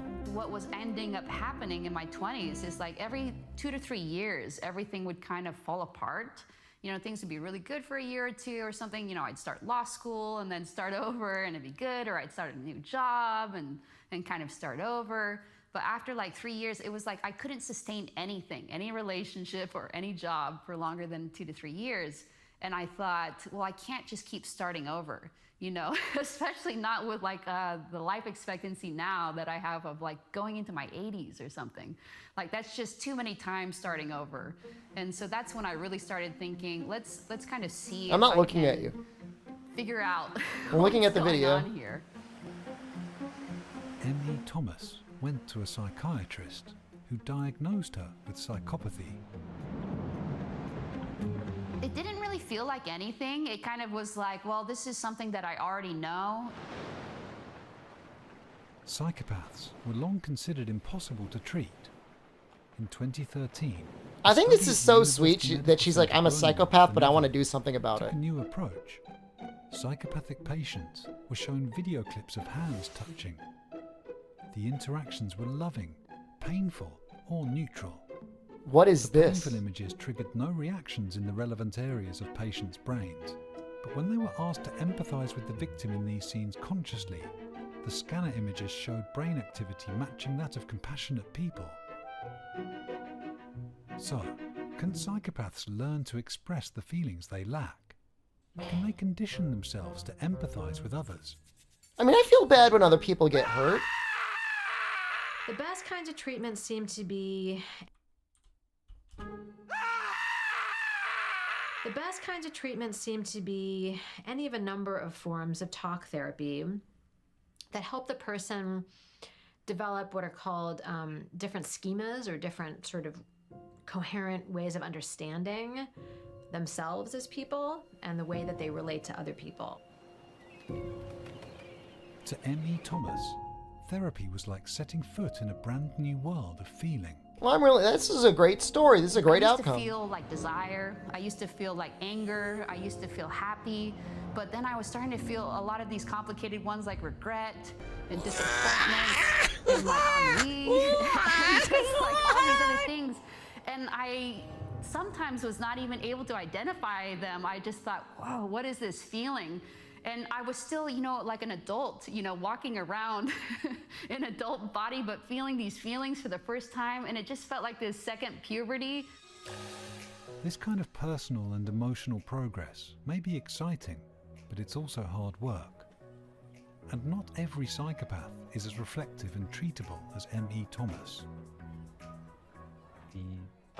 Hey guys, Treating I know psychopathic someone. criminals is especially They want to demanding on have. the people. Bitrate hates this? Oh yeah, we're at In the sense 1,000 that kilobits a psychopathic second. I'm sorry, guys. often stand out in the correctional system for their very challenging. Yeah, we're and blowing through sometimes highly the manipulative bandwidth today, I'm sure. The person needs to want treatment. And people with psychopathy tend to be pretty narcissistic. They tend to think that they are as awesome as a person can be. And if you think you're completely Look, awesome, why would you need... You're all awesome. You're even more awesome than you think you are. All right? And that doesn't make you a psychopath. any treatment? When there's a lack of understanding, society tries to shield itself from psychopathic people. Psychopathy is not usually considered a mitigating factor when it comes to sentencing. Just the opposite, in fact. The sentence of a psychopath can be up to 3 times more severe than that of a non-psychopathic Yo, that's discrimination against psychopaths. Nevertheless, there is no stereotypical psychopath. Psychopathy is multifaceted and not preordained. Psychopathic children face better odds if they're raised with love. Adults, That's like heartbreaking, dude. if they're willing to put in the necessary work. It's heartbreaking to know that like it can be fixed by just having like loving, caring parents. that rightly fill us with fear and loathing. All right. Bedtime for me for real. It is 7 a.m. Everyone have a great day. Even if you're a psychopath, I love you anyways. All right, I'm leaving. Goodbye. Dose tomorrow. Dose server online tomorrow.